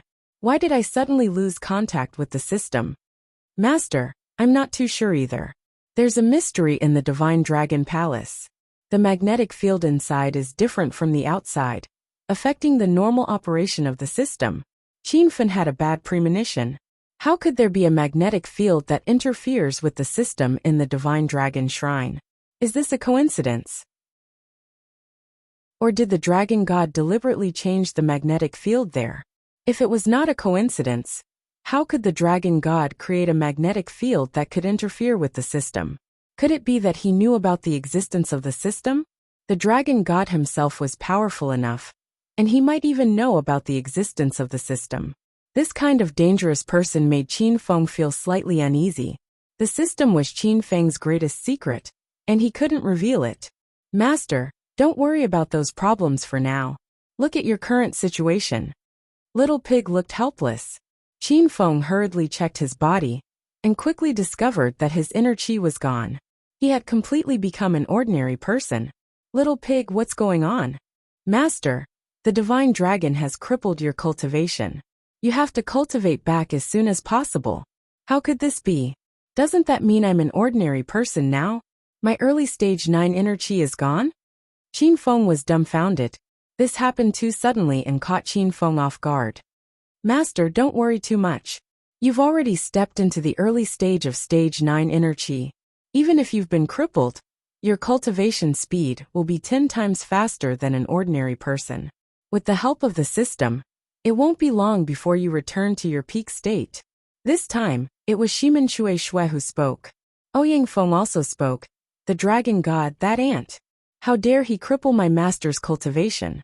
I'll kill him with my own hands the next time I see him." Shimen Shui Shui and Ouyang Feng couldn't leave the Divine Dragon Shrine due to the sudden disappearance of the system. Now that they learned that their master was crippled by the dragon god, the two heroes were fuming with rage. The glacial snow mastiff and flaming golden eagle were also furious. They kept roaring in the system. Although the reality was cruel, Qin Feng quickly calmed down and accepted the situation. However, there were still some things that Qin Feng couldn't figure out. He couldn't understand why the dragon god crippled him. Why did he throw him to this strange place after he crippled him? And why did he give himself the identity of a beggar? Could it be that he hurt the dragon god and humiliated him? So the dragon god came to humiliate him? Was this the magnanimity and mentality of the most powerful person in the secular world? Where am I? Why am I sleeping on the ground? Qin Feng heard a familiar voice while he was trying to figure out the dragon god's intention. When Qin Feng was looking around, he saw a fat woman lying next to him. However, he wasn't in the mood to look at her. Now that he saw the woman's face, Qin Feng was stunned. "Ma Chui, why are you here?" The fat woman sitting next to Qin Feng was Ma Chui. Ma Chui looked at Qin Feng with a strange expression. After a while she suddenly asked, Who are you? Do you know me?" Qin Feng was stunned. He said, "Ma Chui, don't you know me?" "I'm your classmate, Qin Feng. Zhao Ling Xian is also in our class. Not long ago, you celebrated your birthday in Acropolis City, and I was there." The more Qin Feng thought about it, the more confused he became. He was going to challenge the dragon god. So how did he end up in this situation? "Why, you're Qin Feng? Are you really Qin Feng?" Ma Chui was extremely excited when she heard Qin Feng's name. She already knew that Xiao Feng was Qin Feng. However, Ma Chui quickly calmed down. "That's not right. Why you don't look like Qin Feng?" Qin Feng seemed to understand something. He immediately stood up and looked at a glass billboard. Qin Feng's reflection was reflected in the glass. It was an extremely ugly face. He had triangular eyes, a full beard, and a long scar on his face. He was also fucking bald. Qin Feng was instantly depressed. He thought that Xiao Feng's appearance was ugly enough, but he didn't think that there would be an even uglier appearance. Lil Pig, what's going on? Qin Feng was used to being handsome, so his heart sank when he suddenly became so ugly. Master, your appearance didn't change, but there's a powerful true qi sealed on your face. It's the true qi that transformed this ugly man's appearance. Speaking of true qi, the first thing that came to Qin Feng's mind was the dragon god. This was because among the warriors that Qin Feng knew, only the dragon god had broken through to the true qi stage. Qin Feng became even more depressed. It was obvious that this was his first time challenging the dragon god, and his first time seeing the dragon god. However, the dragon god seemed to have a deep grudge against him. He crippled Qin Feng's cultivation, transformed him into such an ugly face, and left him in a foreign city. He made Qin Feng start from a beggar. Why is this happening? Qin Feng was very puzzled. Master, Ouyang Feng requests to go out and help Master remove the true qi seal on his face. Ouyang Feng's voice sounded in Qin Feng's mind. Qin Feng thought about it and rejected Ouyang Feng's request. Qin Feng had calmed down. Although he still couldn't understand the dragon god's intention, Qin Feng guessed that there must be a spy that the dragon god had planted nearby. If Ouyang Feng removed the true qi seal on his face, it would very likely attract the dragon god's attention. If that happened, Ouyang Feng and the system's secret would definitely be exposed. Qin Feng didn't want that to happen. Why did I become fat again? While Qin Feng was thinking about his current situation and his next step, Ma Chui suddenly screamed like a madman. Ma Chui, are you okay? Qin Feng looked at Ma Chui. Ma Chui hurriedly covered her mouth and looked at Qin Feng with a strange expression. When Ma Chui found out that the stinky man beside her was Qin Feng, she was stunned for a long time before she regained her senses. She finally found Qin Feng. Just as she was feeling excited, Ma Chui realized another cruel thing. She had become fat again. Ma Chui, are you okay? Why are you here? Where is this place? Qin Feng asked again when he saw Ma Chui in a daze. I'm fine. Where is this place? I don't know. Ma Chui was startled and absent-minded. Qin Feng didn't know what she was thinking. Big brother Julong, look, there are two newcomers. At this moment, a row of beggars who were sitting in the opposite corner walked over and surrounded Qin Feng and Ma Chui. The man who stood at the front was dressed in ragged clothes and had a stinky smell. One of his eyes seemed to be blind, as he wore a black eye patch like a pirate. His other eye rolled around and stared at Qin Feng and Ma Chui. Stinky brat, are you new here? Big brother Dulong's voice was hoarse like two pieces of metal rubbing against each other. Ma Chui's hair stood on end when she heard it. It's none of your business. Qin Feng was in a bad mood and ignored Big brother Dulong. Fuck, how can you talk to Big brother Dulong like that? Bastard, do you know whose territory this heavenly bridge belongs to? The land within a 10-kilometer radius belongs to our big brother Dulong. How dare you come here to beg for food? Don't you know the rules? Before big brother Dulong could get angry, his lackeys behind him started shouting. These people were dressed like beggars. Some of them even had broken arms and legs. They were sitting on the ground and looked weak. Now that they were acting fiercely, it was as if they had changed into another person. Can you people still be reasonable? This underground tunnel is a public facility. How did it become your territory? Ma Chui was afraid, but she still stood up for Qin Feng. Big brother Dulong looked at Ma Chui again. His single eye revealed a perverted expression that made Ma Chui want to vomit. Woman, this is a place for men to talk. You better not interrupt. You look so fair and clean. Why are you with that ugly and cowardly brat? Do you want to reconsider? Follow my big brother Dulong and have fun.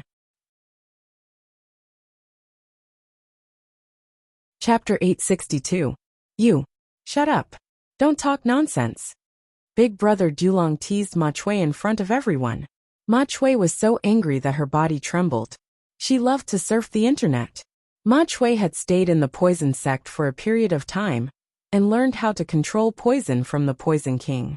Ma Chui's chubby hand was already in front of her. If Big Brother Dulong dared to take an inch, she would not let him off easily. Oh, you fat pig, you dare to reject Big Brother Dulong?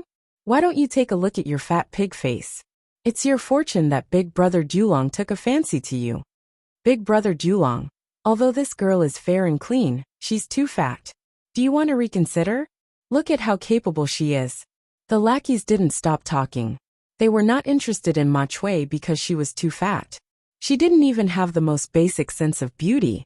Big Brother Dulong rubbed his chin and said with a smile, "What do you know? When I was playing with women, you guys weren't even begging yet. I'm tired of playing with those slender and beautiful girls. It's refreshing to have a change of taste." Big Brother Dulong said with a lecherous look. Haha, Big Brother Dulong really knows how to play. Such a fat girl must be soft under your body. It's really good feeling. Look at how big her breasts are. I can't even hold them with 3 hands. A group of stinky beggars surrounded Qin Feng and Ma Chui and unscrupulously teased Ma Chui. Ma Chui was so angry that her snow-white skin turned red. She was about to teach these people a lesson when she saw a black shadow flash by. Qin Feng had already made his move. Bang! A muffled sound rang out. Big Brother Dulong, who was standing at the front, fell to the ground. His exposed eye was punched by Qin Feng, and he rolled on the ground in pain. Qin Feng was indeed crippled by the divine dragon. But he was not a cripple. Even if Qin Feng couldn't use his inner qi, he still had his special thunder tiger fists and some movement techniques. At least he could take care of these ordinary people. One-eyed deaf, I'm in a bad mood. You came to die on your own accord. That's exactly what I wanted. Qin Feng's attack speed was much slower than before, but in the eyes of these ordinary people, it was extremely fast. Qin Feng punched Big Brother Dulong, then rushed up and fiercely stomped on Big Brother Dulong. Only then did the lackeys regain their senses. Brat, you're courting death. You dare to act ruthlessly against us, the Lone Dragon Gang? Today we'll teach you a lesson. The 4 lackeys' expressions turned cold as they pounced on Qin Feng. Seeing that there was a fight, a few more beggars ran over to help. Qin Feng's expression did not change as he stood in the crowd. He used both his fists and legs. From time to time, there would be muffled sounds, followed by people falling to the ground and crying out in pain. Bang bang bang bang. In less than 5 minutes, all 9 stinky beggars were defeated by Qin Feng. This was the most strenuous battle Qin Feng had ever fought. If he was at the early stage of Stage 9 inner qi, he could have defeated these people in the blink of an eye. The beggars with broken arms and legs were fine when they fought. It was obvious that they pretended to have broken arms and legs to gain the sympathy of ordinary people. Are you alright, Qin Feng? Ma Chui quickly ran up to him after the battle ended. Ma Chui wanted to help Qin Feng, but she had never fought in a fight before. She didn't know what to do when the fight was about to start. By the time she recovered from her daze, she realized that Qin Feng had already defeated all the bastards. I'm fine. I'm going to ask some questions. Qin Feng smiled at Ma Chui, indicating that he was fine. Then he walked to Big Brother Dulong's side.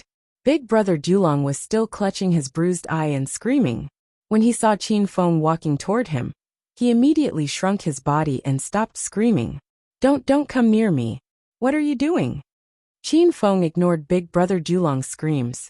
He stomped on Big Brother Dulong's leg, causing Big Brother Dulong to scream in pain. Cut the crap. Just answer whatever Sir asks. Big Brother Dulong had been in this area for many years, but he had never been in such a difficult situation.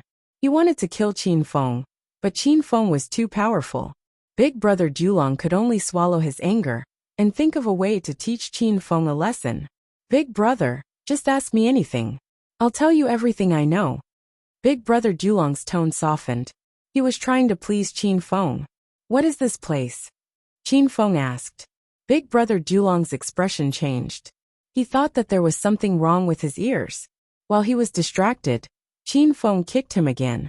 I'm asking you a question. Where is this place? Big Brother Dulong couldn't breathe because of the pain. Tears flowed down his face. He thought Qin Feng was sick, but he didn't dare to say it out loud.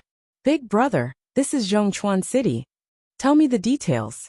Where is this place on the map of China? Big brother Julong was getting more and more confused. He wondered if this brat came from another planet. Big brother, this is just across the sea from Hong Kong. It's a city that has only been developed in recent years. Because of Zhongchuan's location, it has only been developed for a few years, but it's already comparable to a first-tier city. Brother Julong was afraid of being beaten up again, so he explained in detail. Ma Chui came to Qin Feng's side. Both of them had never been to Zhongchuan City before. But after hearing Big Brother Julong's explanation, Qin Feng and Ma Chui had a general understanding of the place. Qin Feng's mind raced. He listened to Big Brother Julong's explanation and tried to guess the Divine Dragon's intentions. Qin Feng remembered the Divine Dragon's last words. The Divine Dragon gave Qin Feng 3 months to challenge the Divine Dragon. Since the Divine Dragon had arranged for Qin Feng to stay in Zhongchuan City, and had even given him an ugly face and the identity of a beggar, Qin Feng decided to stay in Zhongchuan City for the next 3 months. He wanted to show the Divine Dragon that even if he was a beggar or an ugly man, he would still be able to turn over a new leaf. Is there a hotel nearby? Qin Feng planned to find a place to stay. He still didn't understand why Ma Chui was following him. Big brother. That's right. There are many hotels on the opposite street. How about I take Big brother there? Big brother Julong's eyes darted around. Qin Feng could immediately tell what he was thinking. Big brother Julong was clearly unhappy. He wanted to find out where Qin Feng was staying, and then find someone to take revenge on Qin Feng. Qin Feng didn't care about these newbies. However, since he was in Zhongchuan City, Qin Feng didn't want to cause too much trouble. Qin Feng thought that he was penniless, so he said with a cold expression, "Take out all your money." Big brother Julong's face turned sour when he heard about money. He slowly waited for time. Qin Feng stepped on Big brother Julong's leg, causing him to cry out in pain. "Ah, big brother, I'll give you money. Please don't hit me anymore. I'm about to be stomped to death." After being kicked, Big brother Julong became completely obedient. He quickly took out his wallet and opened it. It was filled to the brim with over 5,000 yuan. Qin Feng was in a foreign land and penniless. He wasn't going to be courteous with a bastard like Big Brother Lone Dragon. He put the 50 or so bills into his pocket and threw his empty wallet on the ground and fell to the ground. "Ma Chui, do you want to come with me?" Qin Feng looked at Ma Chui and asked. "Ah, okay. I'm not familiar with this place. We can keep each other company." Of course, Ma Chui wanted to go with Qin Feng. She had specifically come to find Qin Feng. However, as a girl, Ma Chui couldn't be too proactive. She was bashful and shy. After receiving the money and understanding the situation, Qin Feng left with Ma Chui. Brother Lone Dragon's voice came from behind. Big brother, you're not familiar with Zhongchuan City. Do you want me to take you to a hotel?" Just as Brother Lone Dragon finished speaking, a metal bowl fell from the sky and knocked him out. Qin Feng and Ma Chui walked out of the underground tunnel and stood on the bustling street. They could see some of Hong Kong's landmarks across the sea. Zhongchuan City was indeed a transportation hub. It developed very quickly and was even more prosperous than Acropolis City. Damn, where did this ugly man and dinosaur girl come from? They're a perfect match. Recently, everyone has been running to Zhongchuan City. It's affecting the appearance of our city. It hurts my eyes. Qin Feng was now an ugly man. The poison in Ma Chui's body had recovered, and she became a fat woman.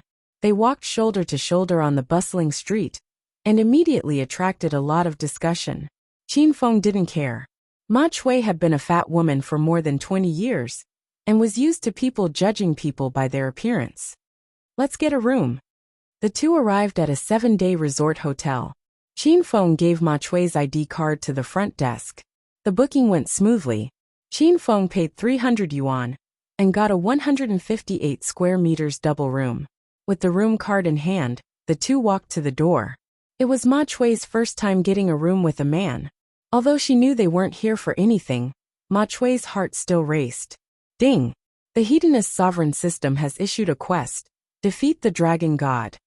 Quest time limit: 3 months. If the quest is completed, the system will reward you 100,000 Hedonist points. access to the Hidden Realm, Battle Spirit Palace, and a Star Technology A-grade battle equipment. If the quest is failed, 200,000 Hedonist points will be deducted, and the host will never know where his mother is. Ding!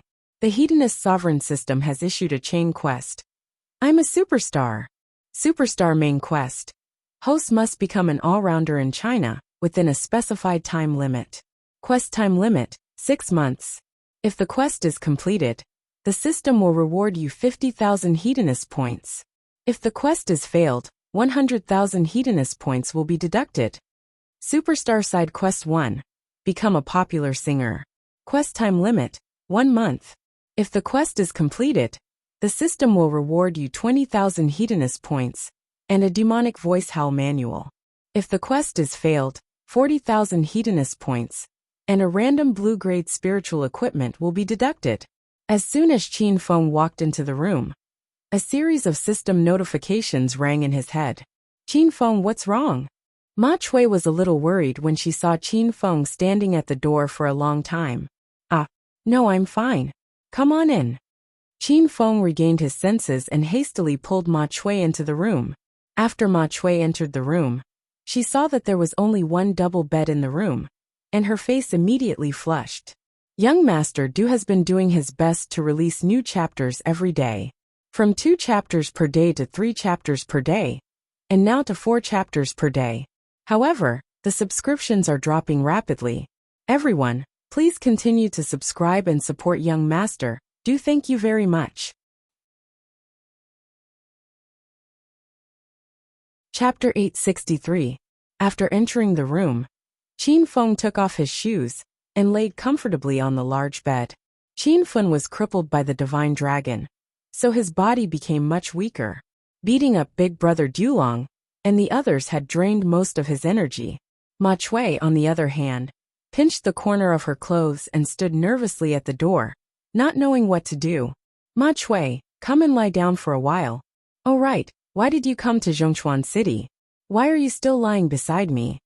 Qin Feng didn't have any other thoughts about Ma Chui, nor did he look down on her because she was too fat. Qin Feng was very curious. Why was Ma Chui begging for food in the underground tunnel with him? Ma Chui was a bit nervous about being alone in a room with a man and a woman. However, when she thought about why she was looking for Qin Feng, she immediately jumped onto the large bed. Then Qin Feng felt the entire bed cave in. Sorry, I was too excited. Ma Chui also felt the huge collapse of the bed, and she was instantly embarrassed. Ma Chui was extremely depressed. Every time she became prettier and slimmer, Qin Feng couldn't see her. Every time she gained weight, she bumped into Qin Feng. Hee, it's fine. Actually, girls who are a bit chubby are quite cute. I've never played with a girl as fat as you before. I wonder what it feels like to be pressed down.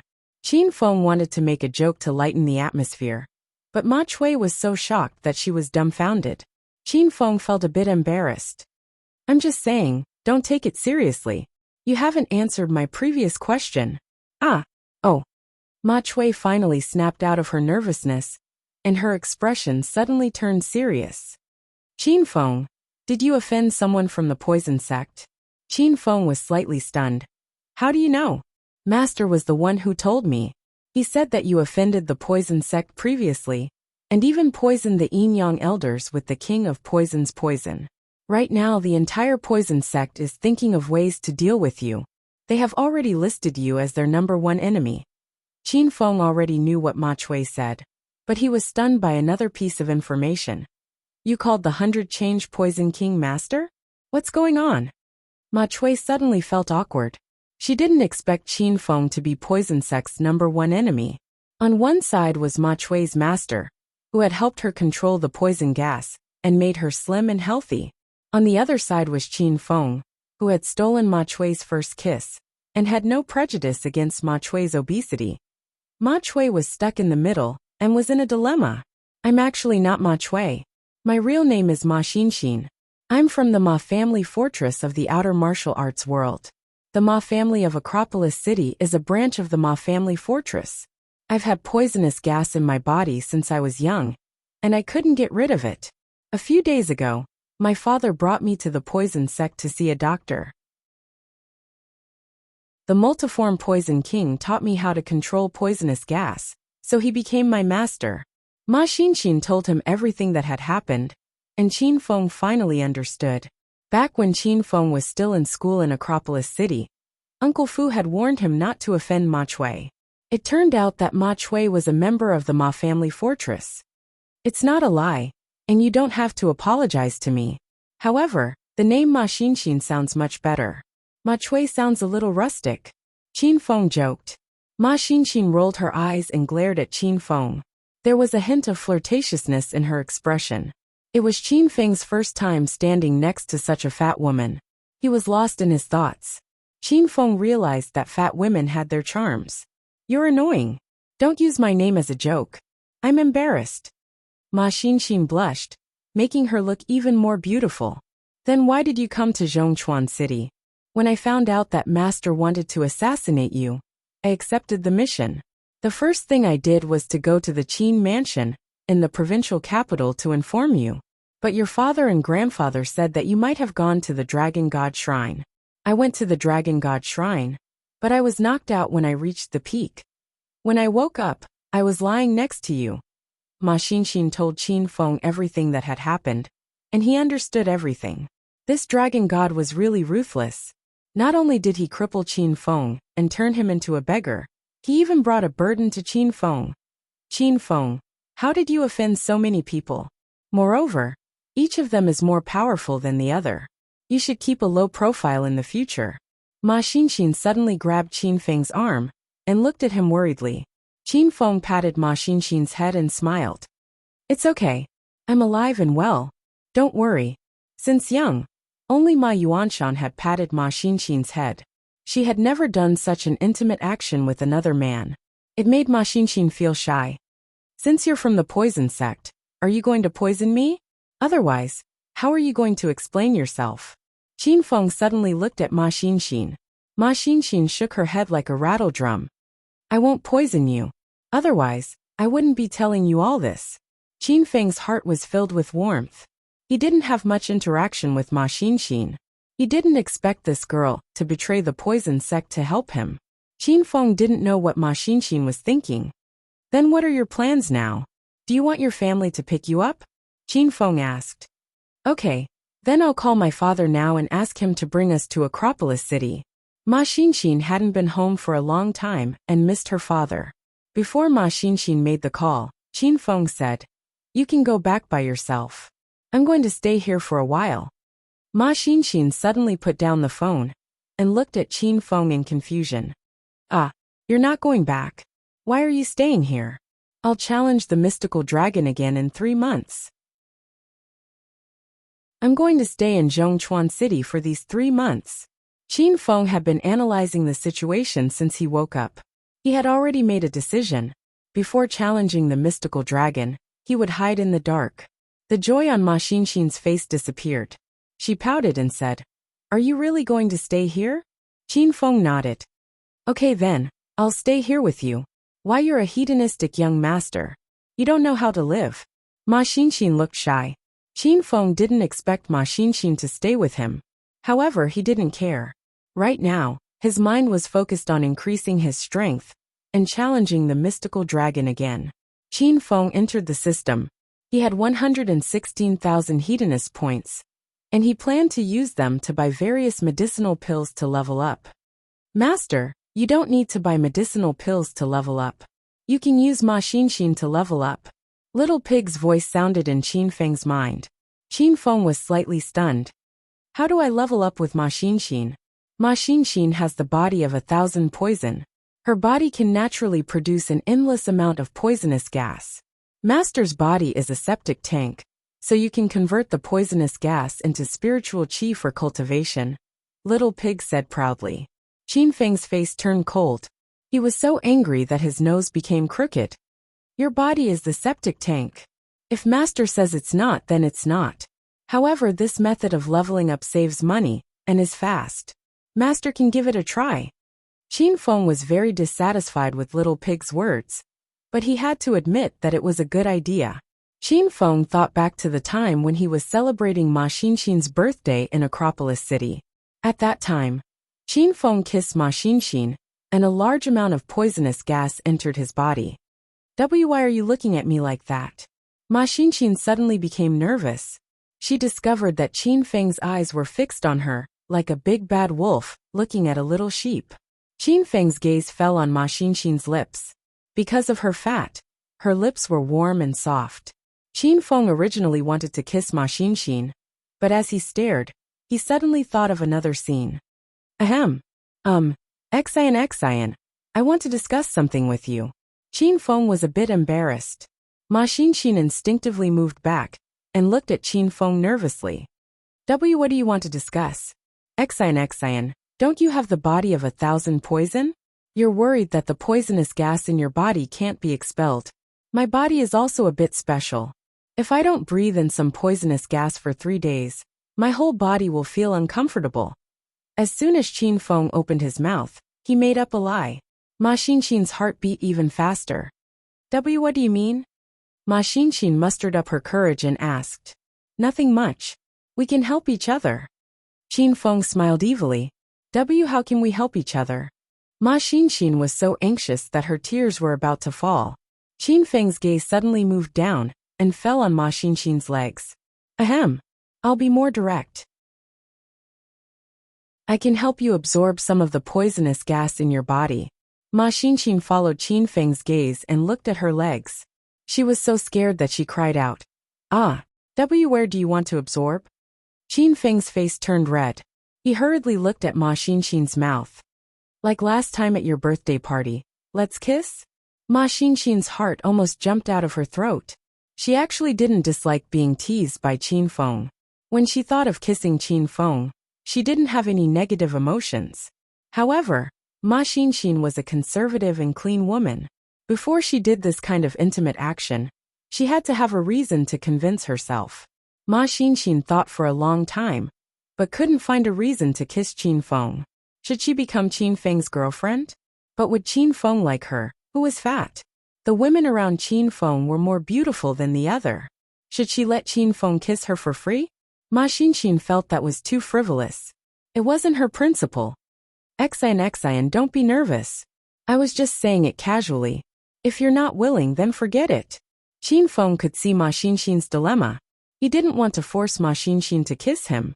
Ma Xinxin suddenly felt a bit guilty. I can, but I need a reason. Why are you kissing me? Chapter 864. Ma Xinxin was tempted, but she felt that this reason was not enough. But why do you want to challenge the divine dragon? Is it for fame? Qin Feng shook his head, and his expression became determined. Because the divine dragon knows my mother's whereabouts. He will only tell me if I defeat him. Qin Feng's expression changed, and his aura changed as well.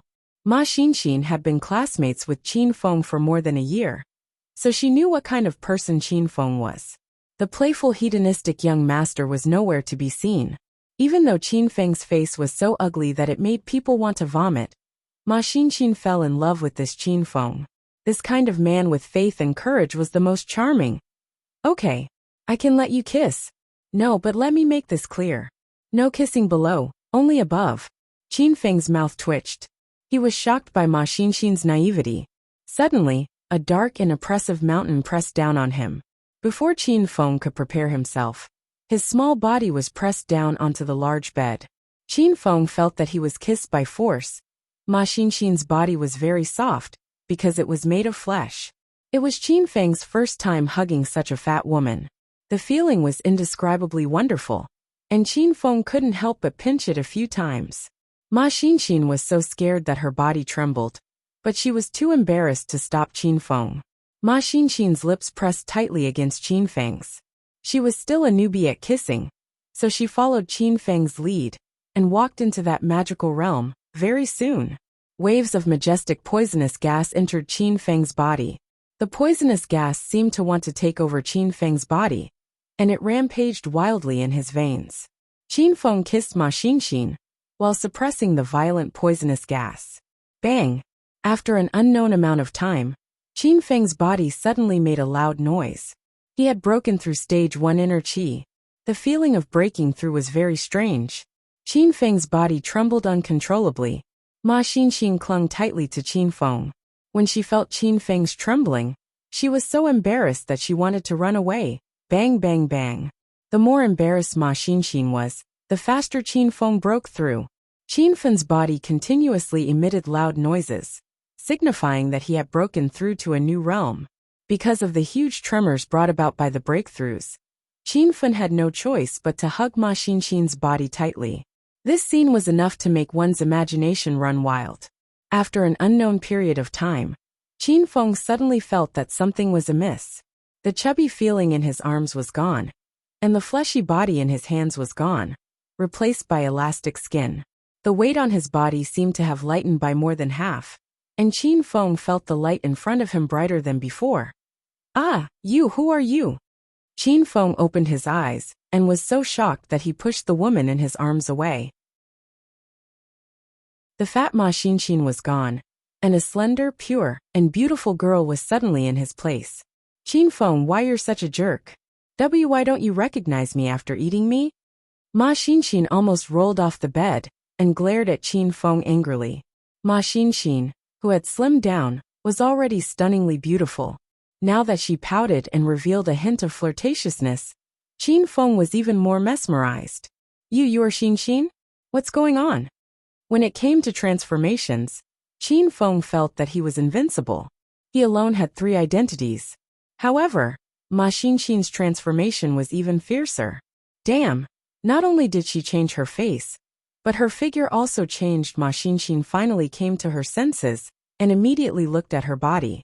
She saw that the fat on her body was gone, and she became an invincible young beauty again. Ma Xinxin was so excited that she almost fainted. See Qin Feng, this is my original appearance. I look like this. Ma Xinxin was so excited that she was somewhat incoherent. Qin Feng was stunned for a while before coming to his senses. You're so beautiful? Then why do you usually make yourself so fat? Is that fat all over your body fake? Where did you hide all that meat? Qin Feng curiously swept his gaze over Ma Xinxin's body. Finally, his gaze stopped at Ma Xinxin's full chest. Aya, don't look around. I have real meat. I have the 10,000 poison body. So my body is usually filled with poisonous gas, causing my body to become fat. Just now, you absorbed the poisonous gas in my body, and I became thinner. Ma Xinxin felt very tired. She didn't know what kind of brain Qin Feng had. Who would put fake meat on their body? So that's how it is. Qin Feng suddenly realized. Ma Xinxin suddenly changed into a different person. She was extremely beautiful. Qin Feng's gaze fell on Ma Xinxin's face. The difference between before and after was too big. Even Qin Feng felt that it was amazing. Don't look at me. It's not like you haven't seen me before. Ma Xinxin was embarrassed by Qin Feng's gaze. You've seen the fat one before, but it's the first time you've seen someone who suddenly slimmed down. Qin Feng explained matter-of-factly. Then, he continued to stare at Ma Xinxin. You're so annoying. Why, you're the Acropolis City's #1 hedonistic young master. You've seen a lot of beautiful women. What's there to look at about me? Ma Xinxin's face was bright red, and her expression was seductive and flirtatious. Qin Feng moved his face in front of Ma Xinxin, and prepared to kiss her lips again. Ma Xinxin immediately turned her face and said shyly, Today I won't let you kiss me. So we'll talk about it later. Ma Xinxin was like a budding young girl who fell in love for the first time. She shyly and sweetly ran to the washroom. Qin Feng broke through and leveled up in a row like a rocket. He wanted to kiss Ma Xinxin because he was in a hurry to break through. However, Ma Xinxin wasn't willing, so Qin Feng couldn't force her. Qin Feng felt the aura inside his body. He had broken through to stage 3 inner qi. At this rate, Qin Feng would be able to return to his peak in less than a month. Qin Feng, do you want to go brush your teeth?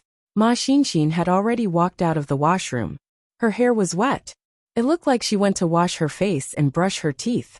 It wasn't Qin Feng's first time kissing, so he was used to it. He licked his lips in front of Ma Xinxin. Brush my teeth for what? Your saliva is quite fragrant. I don't need to brush. Qin Feng purposely teased Ma Xinxin, and Ma Xinxin's charming face immediately turned red. Don't say any more. You're so annoying. Ma Xinxin stood at the side helplessly for a while. In the end, she came to the bedside and sat down. Qin Feng leaned comfortably against the headboard. His mood was indescribably good when he thought about how soon he would regain his strength. After a moment of silence, Ma Xinxin couldn't help but ask, Qin Feng, you're going to stay here for 3 months. What are your plans? Qin Feng was also thinking about this question. All his plans were to defeat the Dragon God in 3 months.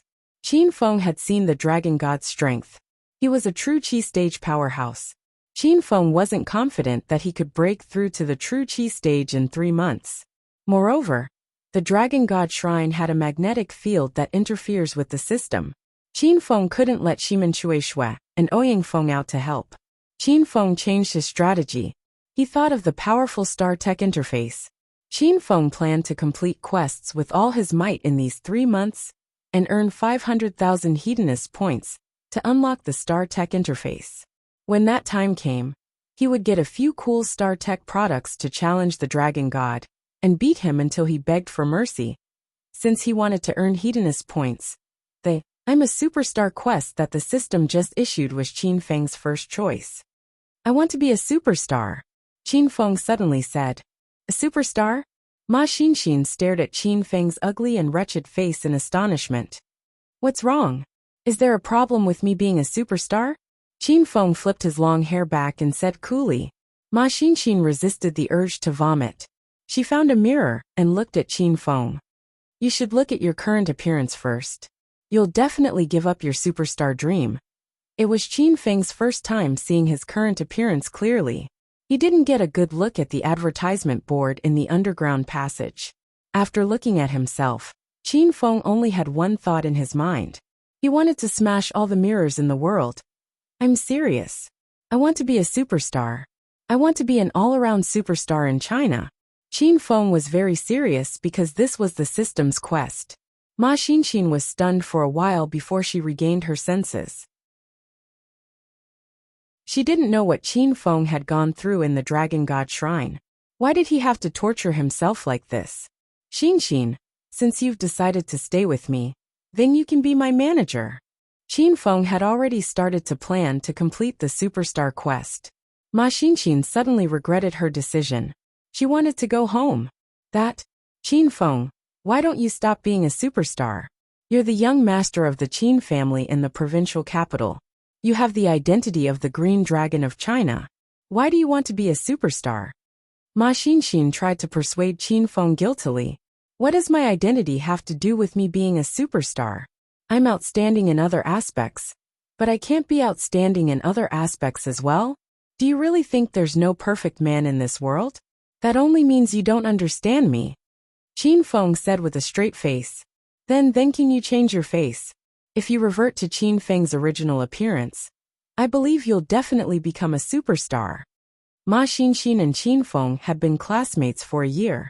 Qin Feng's appearance was still very handsome. Ma Xinxin thought that if Qin Feng reverted to his original appearance, there was a chance that he could become a superstar. How could Qin Feng not understand Ma Xinxin's hidden meaning? He was instantly displeased. Xinxin, your words are very hurtful. Are you saying that I'm ugly now? Ma Xinxin tilted her head to avoid looking at Qin Feng. Her voice was as soft as a mosquito's.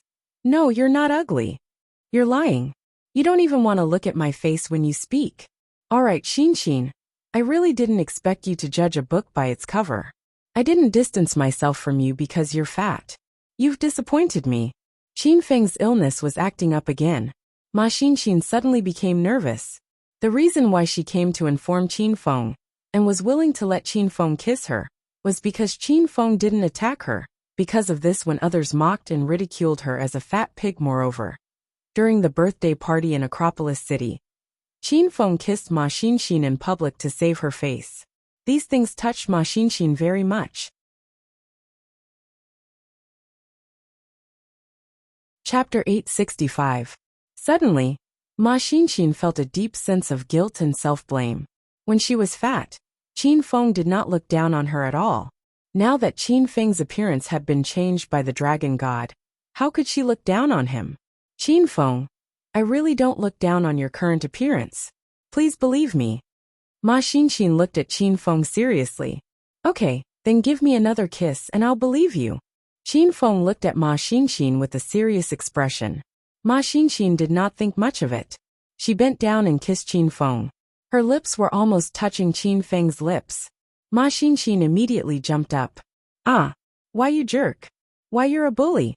Ma Xinxin finally realized that she had been tricked by Qin Feng. She had fallen into this pervert's trap. Qin Feng was a little embarrassed when he saw Ma Xinxin's reaction. He quickly changed the topic. Ahem. Okay, I believe you. Since you think I can become an all-rounder in China, then you're my top manager now. Ma Xinxin was not excited at all when she became a manager. Oh, Qin Feng ignored Ma Xinxin's perfunctory expression and continued to plan his path to stardom. Xinxin, what do you think? Which industry should I start with to develop better? How about, you start as a singer? Ma Xinxin said carefully.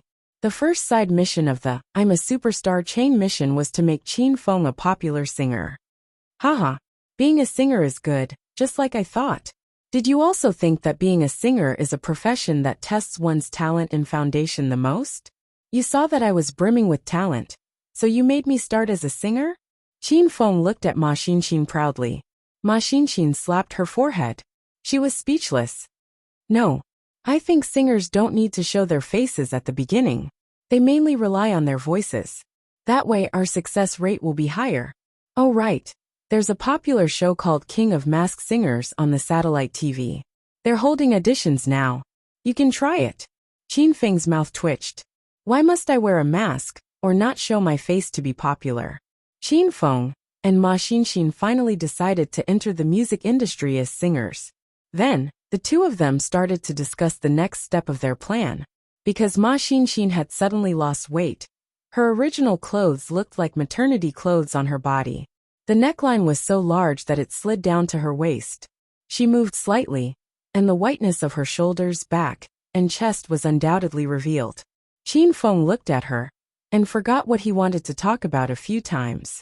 After a round of discussion, the two of them came up with a celebrity nurturing diary.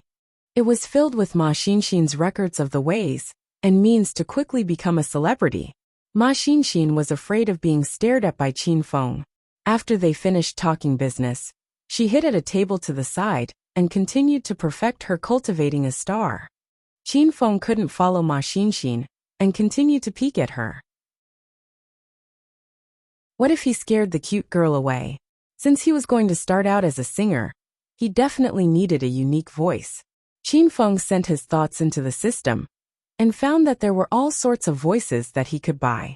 When Qin Feng had first obtained the system, he had obtained the elementary piano skill for free. Qin Feng spent 1,000 hedonist points to buy the advanced guitar skill, and 2,000 hedonist points to buy two unique sounds. One was a hoarse voice that had gone through the vicissitudes, and the other was a clear and ethereal voice. Both of these voices were extremely infectious. Usually, with just one of them, one could make a name for himself in the music industry. Now Qin Feng had both of them. Two types of extreme voices when the voice was clear and ethereal, yet carried a trace of the vicissitudes of life. What kind of listening feast would it be? With the piano skill and guitar skill, Qin Feng's sense of rhythm became extremely strong. He could completely compose his own songs and sing them with the fusion of the two voices. However, Qin Feng was too lazy to compose songs and lyrics. Moreover, originals weren't popular in China's music industry. Cover songs were the right way to increase one's popularity and rise quickly. Ma Xinxin leaned over the table and was still earnestly perfecting the contents of the celebrity nurturing diary. Qin Feng had already started to search for cover songs on his phone. The vicissitudes of life. The voice was a combination of clear and ethereal voice. This kind of voice was suitable for light music with a hint of sadness, and Qin Feng quite liked this kind of music. Soon, he decided on Lakeside of Daming Lake. Qin Feng opened the National Anthem app and downloaded the accompaniment of Lakeside of Daming Lake. With headphones on, the lively prelude sounded, in my arms, in your eyes where the spring wind is intoxicated, where the green grass is soft. Qin Feng opened his mouth. His ethereal and hoarse voice was a fusion of two extremes, instantly attracting Ma Xinxin's ears. Ka! The spinning gel pen in Ma Xinxin's hand suddenly dropped. She slowly turned around and stared at Qin Feng, who was sitting quietly at the head of the bed. The sunlight shone through the window and fell on Qin Feng's ugly scarred face. Qin Feng's clothes were tattered and stained with blood. His hair was stained with dust and stuck together like a chicken nest. He wasn't handsome, he wasn't clean, however. His voice was very enchanting. In an instant, Ma Xinxin was intoxicated. Ma Xinxin had heard this song before and really liked the original singer of this song. The singer's voice was very clean, but it lacked the deep hoarseness of Qin Feng's voice. Qin Feng only sang a cappella, so Ma Xinxin couldn't hear the accompaniment from the phone. She couldn't hear any harmonization, but it was this kind of cappella that showed Qin Feng's deep singing skills. How many years later? Drifting like clouds, the changing footsteps make it hard for us to hold hands in this lifetime. How many of you and me are swallowed by the moonlight of the night? As she listened, Ma Xinxin closed her eyes.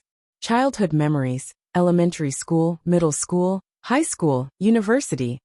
When the memories of her youth filled her mind, a few drops of crystal-clear tears slid down her cheeks. Ma Xinxin cried, but she didn't know why she was crying.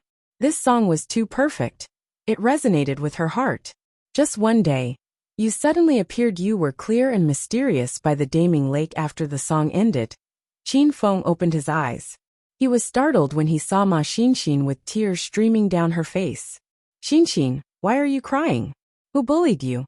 Don't tell me you're homesick? Then you can go back. I can survive here alone. Or was my singing too bad? I don't think so.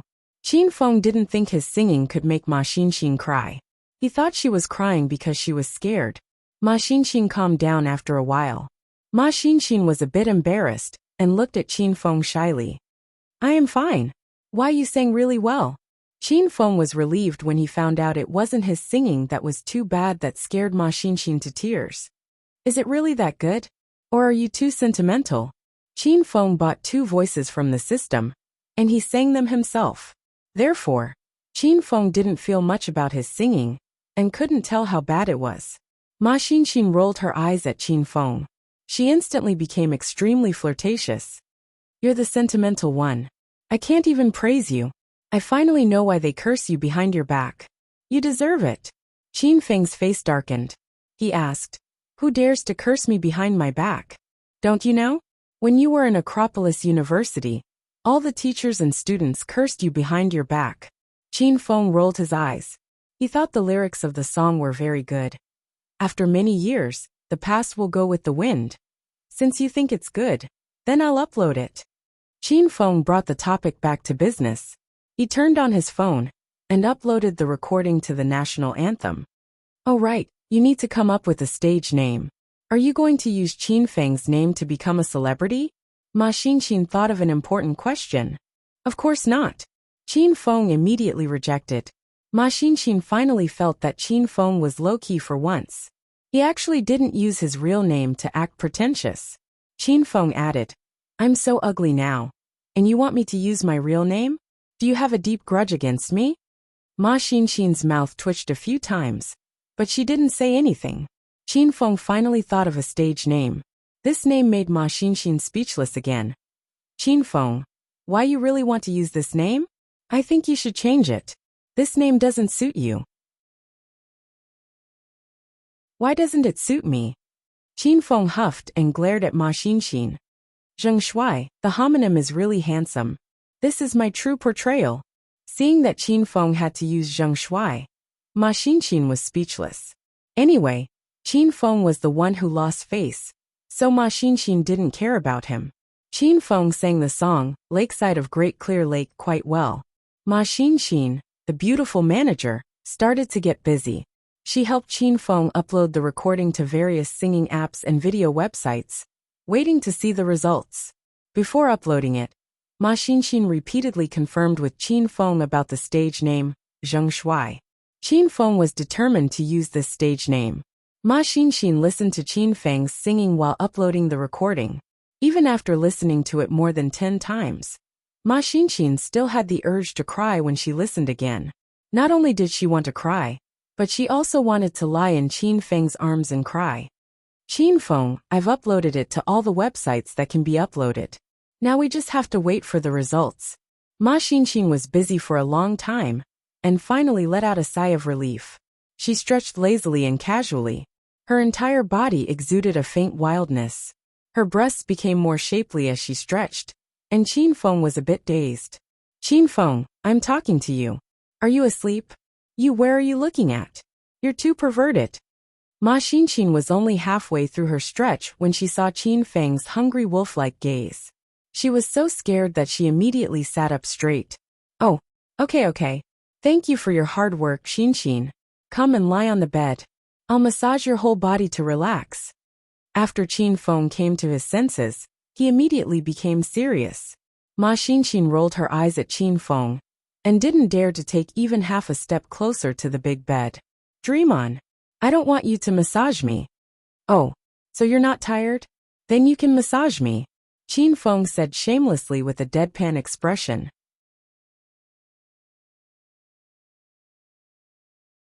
Chapter 866. Qin Feng and Ma Xinxin fooled around for a while, and the atmosphere was warm and sweet. Before this, although Qin Feng and Ma Xinxin had been classmates for a year, they didn't know each other well.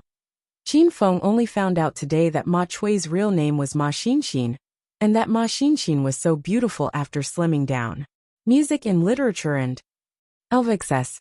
Calm in the past, Ma Chui was humiliated and ridiculed in school because she was fat. Her university life was lonely and monotonous, so she felt inferior and unsociable. After getting to know Ma Xinxin, Qin Feng saw another side of her. She was a lively, cheerful, and kind-hearted girl. After getting familiar with you, she would joke with you, and she could even accept Xiao Huang's jokes. Ma Xinxin was no different from an ordinary girl. At this age brimming with youth, she also hoped to have more friends. She wanted to be happy and sad with her friends. In the past, Ma Xinxin didn't have any real friends. Now, she became Qin Feng's good friend. In Ma Xinxin's eyes, she began to see Qin Feng in a new light. In Acropolis University, Qin Feng was a hedonistic young master, and everyone's evaluation of him was basically negative.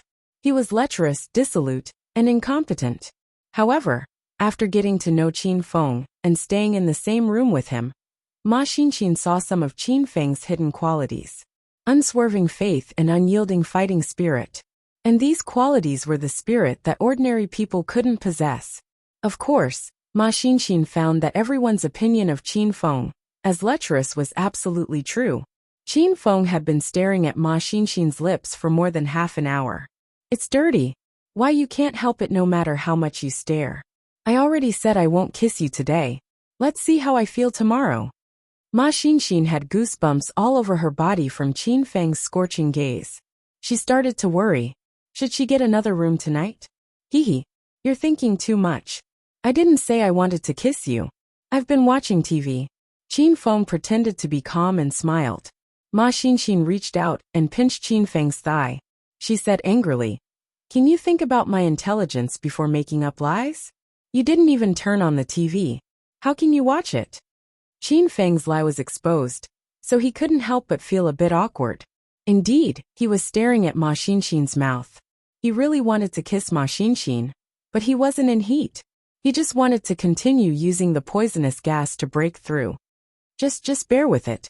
The poisonous gas in my body has already been sucked dry by you. I reckon that new poisonous gas will only be produced when I sleep tonight, so you have to wait until tomorrow. Kiss me again." Ma Xinxin was a little embarrassed. She suddenly realized that from today onwards, she had to kiss Qin Feng every day.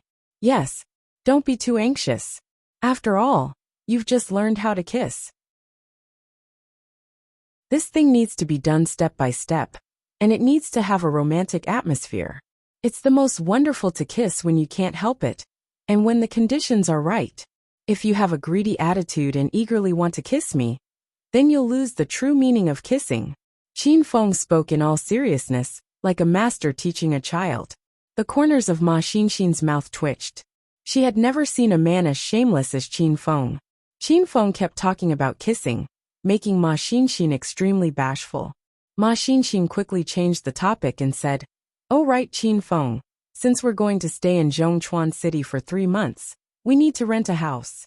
We can't stay in a hotel every day, right?" As a girl, Ma Xinxin only thought about living.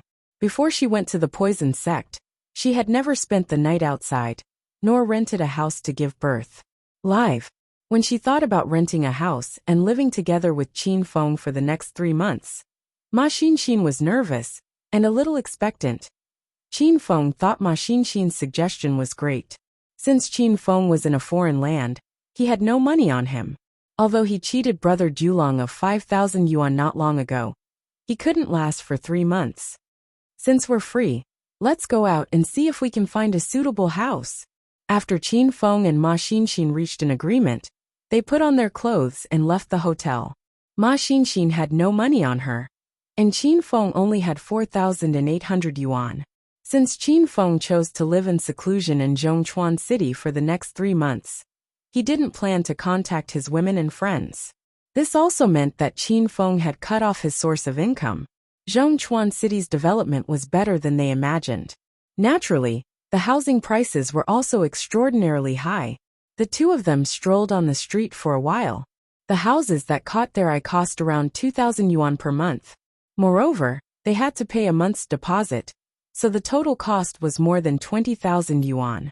To Qin Feng, he couldn't afford it at all. After strolling for an entire afternoon, Qin Feng and Ma Xinxin's legs were about to break from walking, but they still couldn't find a suitable house. "Xinxin, are you tired? Why don't we look for a house tomorrow?" Qin Feng never thought that he would have to worry about finding a house one day. Ma Xinxin was really tired from walking. Her body was drenched in fragrant sweat. Moreover, Ma Xinxin had suddenly become thinner. Her clothes were fat and big, which looked very strange. If she was not careful, the whiteness in front of her chest would be exposed. Along the way, Ma Xinxin had to use her hands to hold the sides of her pants, otherwise, her pants would directly slide down to her heels. "Oh, then we'll look for a house tomorrow." Ma Xinxin pouted and looked a little disappointed. Qin Feng looked at Ma Xinxin walking behind him like a little duck. He was amused by Ma Xinxin's chaplain-like walking style. "You scoundrel, I stayed because of you. I don't even have clothes to change into, and you're still laughing." Ma Xinxin glared at Qin Feng pitifully. Qin Feng suddenly reached out and directly pulled Ma Xinxin into his embrace. He used his hand to press down Ma Xinxin's pants that were about to fall down and said, "Let's go. I'll buy you a set of clothes first. You're my Qin Feng's top manager, so you can't make me lose face." Qin Feng's hot breath spread by Ma Xinxin's ear. The two of them were stuck together. Ma Xinxin was completely stunned. She was like a puppet that had its soul sucked out. She was stupidly pulled forward by Qin Feng. When Ma Xinxin came back to her senses, Qin Feng had already brought her into a Chanel store. "Qin Feng, we have to save money now. Let's just go to a street stall and buy a set of clothes that fits." Ma Xinxin looked at the high-end store and felt touched and shy. "How can that be? You're my manager, so you have to wear the best." Qin Feng acted like a tycoon and insisted on buying clothes here. Ma Xinxin couldn't argue with Qin Feng, so she lowered her head and let Qin Feng choose clothes for her. That feeling was very wonderful, and it made Ma Xinxin's heart surge with warmth. Zhongchuan City and Hong Kong were separated by the sea. The clothes in the stores here were much cheaper than in China. Qin Feng chose a set of clothes that didn't cost more than 3,500 yuan. Ma Xinxin had already changed into new clothes. A white chiffon blouse paired with a black short skirt, and a red trench coat on the outside. Ma Xinxin's long legs were exposed. They were fair and straight, and the red trench coat revealed a hint of wild beauty. It made Ma Xinxin's entire person a bit more tender and beautiful. "Qin Feng, do I look good?" Ma Xinxin was stared at by Qin Feng for a while. Finally, she couldn't help but ask Qin Feng. "Yes, I want this." After admiring Ma Xinxin's beauty, Qin Feng went to pay. When Ma Xinxin walked out of the Chanel store wearing the fashionable and sexy clothes, she still felt like she was dreaming. In her entire life, aside from her family, Qin Feng was the first man to buy clothes for her. And when the two of them were at their poorest, He bought such expensive clothes. After leaving the Chanel store, Qin Feng went straight to the street stalls across the street to change into a new set of clothes for himself. At this time, Qin Feng was still wearing the clothes he wore to challenge the dragon god. His clothes were already tattered and stained with blood. When Qin Feng walked on the street, people who passed him had to take a detour. Seeing Qin Feng choose a set of black sportswear from a street stall, Ma Xinqin suddenly had the urge to cry. Qin Feng, I don't want this set of clothes. Let's return the clothes, and then go to a store to buy you a suit, okay? Ma Xinqin suddenly grabbed Qin Feng's arm tightly and looked at Qin Feng with a pleading expression. Qin Feng already paid. A set of sportswear only costs 100 yuan. Return what? You look good in this set of clothes. No need to return it. Qin Feng's tone was firm. But you still want to be a celebrity. You have to get a decent outfit.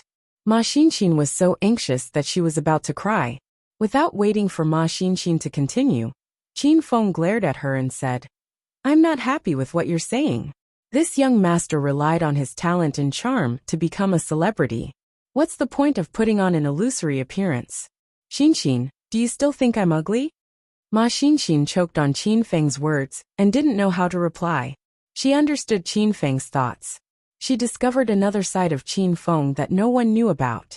Although this man was often indecent and lecherous, when he was warm, he could melt a woman's heart. Hi, beauty, you're really pretty. What do you do?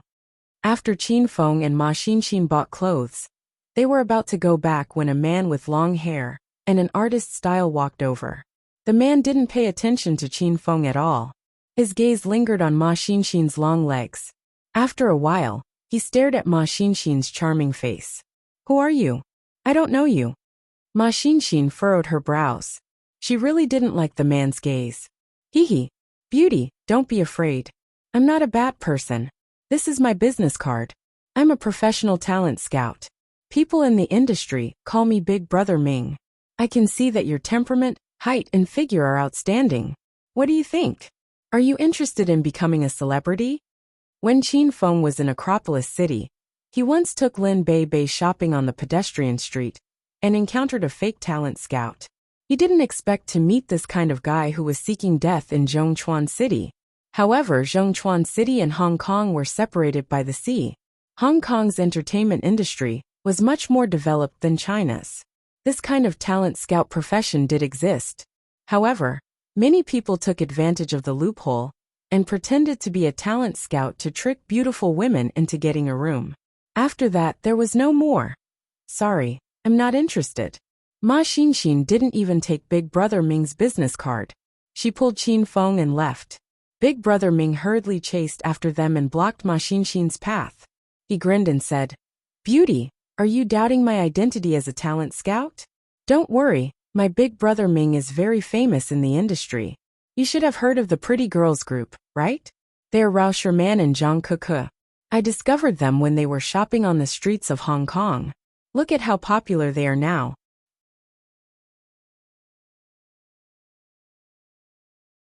Chapter 867.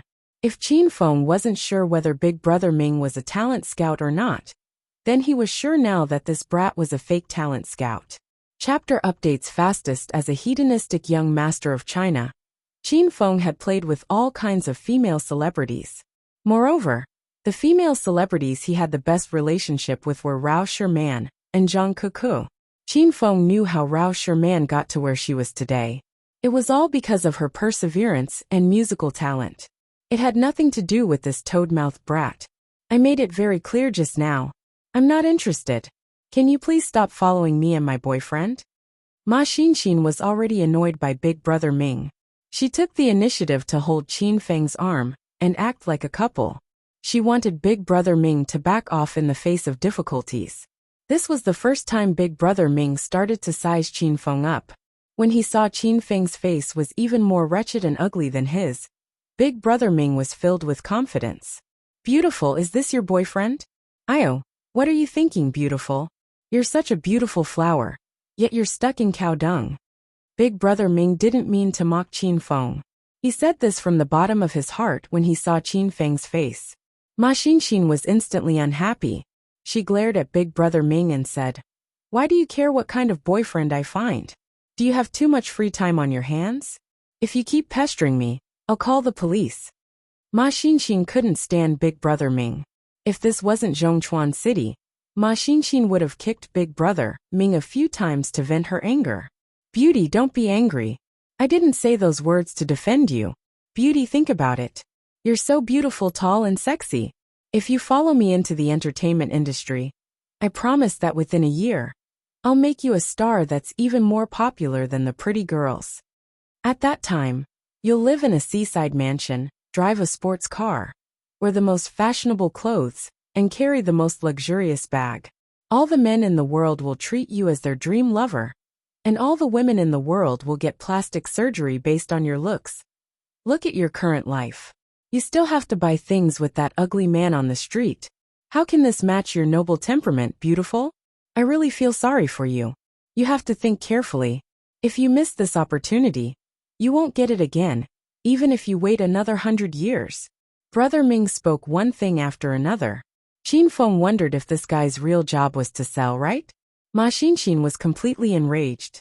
Why did Qin Feng come to a street stall to buy clothes? Because all the money was spent on him. Ma Xinxin was incredibly moved, but Big Brother Ming used this to mock Qin Feng. This hit Ma Xinxin right where she was angry. "I say, are you done or not? I only like my boyfriend. I like that he doesn't have money. I like that he's ugly. I like that he's a pile of cow dung. Why do you care? Hurry up and go away." Ma Xinxin rained down a torrent of abuse on Brother Ming. But Qin Feng didn't feel good when he heard it.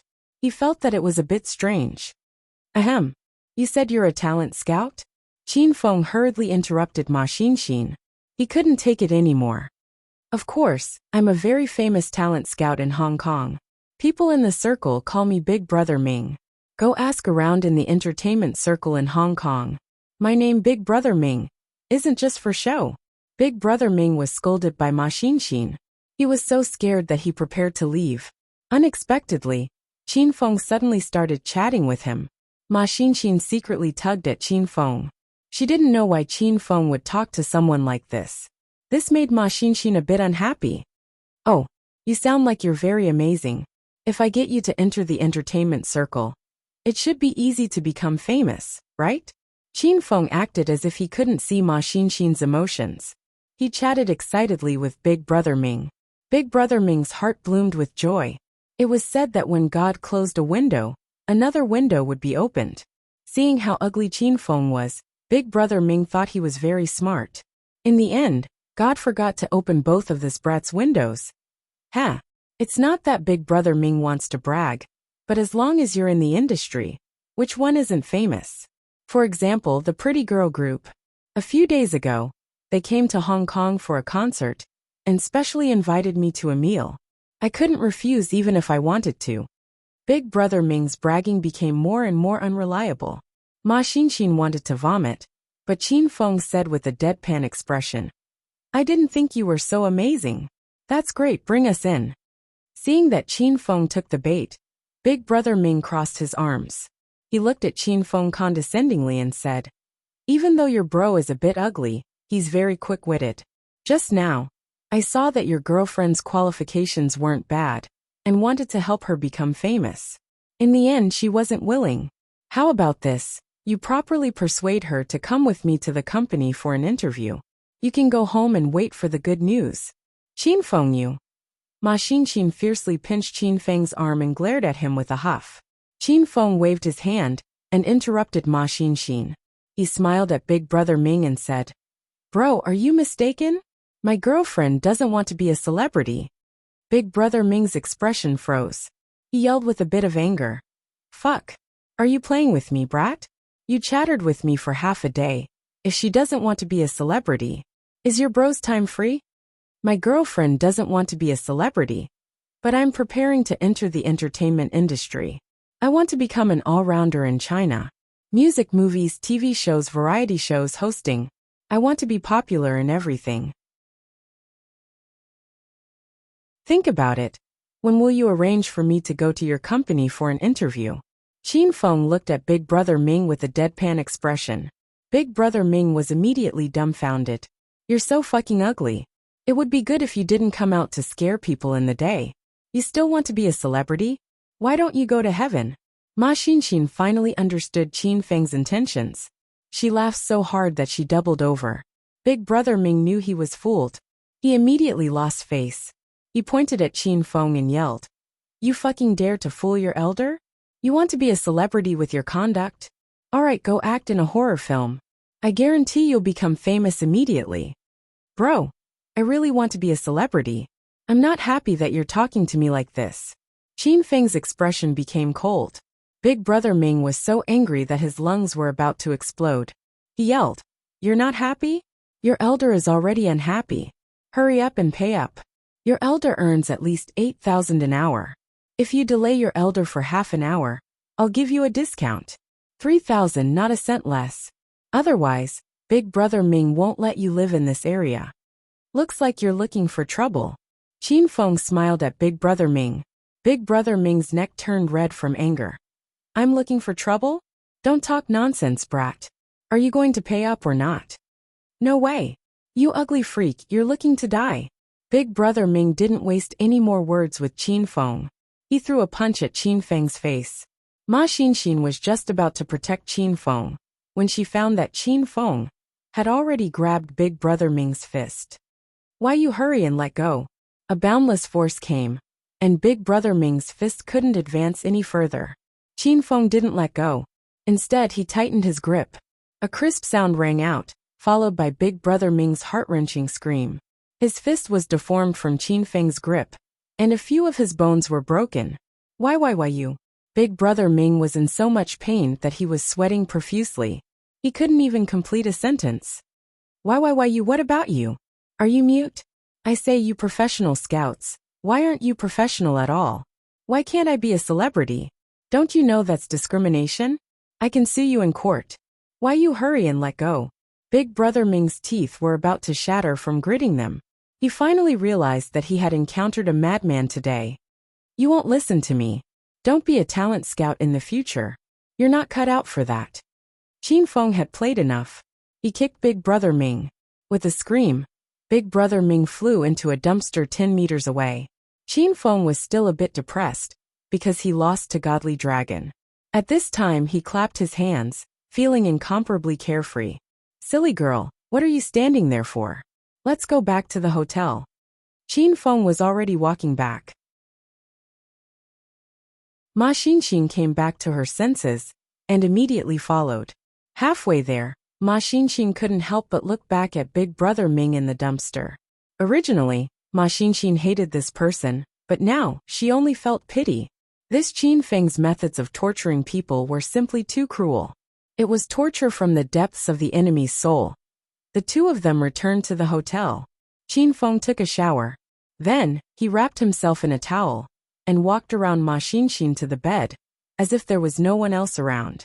It was Ma Xinxin's first time seeing a shirtless man. Moreover, Qin Feng's chest and abdominal muscles were very strong.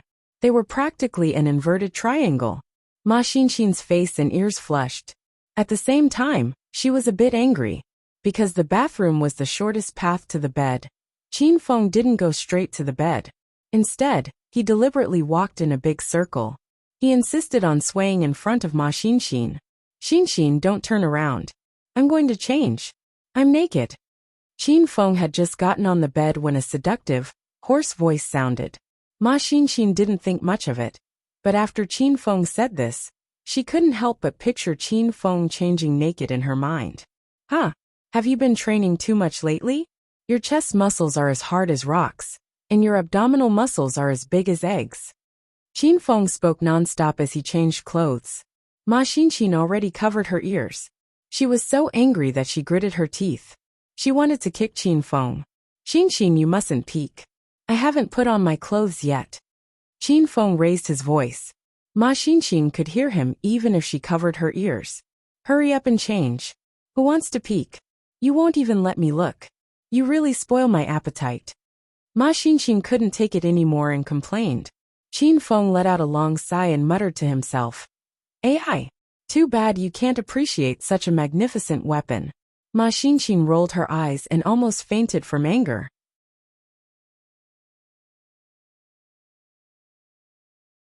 Chapter 868. Qin Feng changed his clothes for half an hour. He really enjoyed the feeling of running naked on the bed. Ma Xinxin, on the other hand, was extremely torturous. She wanted to go out and hide for a while, but she was afraid that if she got up, she would accidentally see something she shouldn't see. Xinxin, have you recovered from the poison in your body? Qin Feng wore a black tracksuit he bought from a street stall and laid comfortably on the bed while watching TV. Ma Xinxin peeked at Qin Feng carefully. Seeing that he had finally changed, Ma Xinxin's worried heart relaxed. Not yet. Don't keep thinking about it. Even if I recover, I might not let you kiss me. Ma Xinxin was exhausted from shopping the whole day. Now that Qin Feng had changed, Ma Xinxin could finally lie on the bed for a while. Xinxin, check if the views of the recording I sent has exceeded 100 million. Qin Feng suddenly thought of the important matter. Ma Xinxin rolled her eyes. She turned on her phone and complained. Exceeded 100 million? Are you kidding me? It's already good enough if the views exceed 1,000. What's the use of exceeding 1,000? My goal is to become a popular singer in China. After I open my Weibo, I must have 20 million fans. Qin Feng had long studied the chain mission. I'm a superstar. The system's criteria for the first side mission was to have more than 20 million fans on Weibo, and not to make fans on their own. Ma Xinxin had already opened the website. She was shocked when she saw the number of views. Wow! Qin Feng, you're pretty good.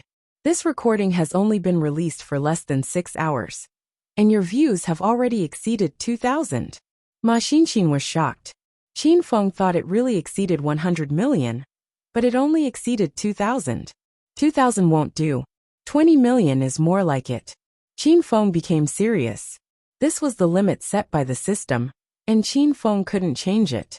Ma Xinxin still couldn't understand why Qin Feng wanted to be a star. Why did he want to be a star with this ugly face?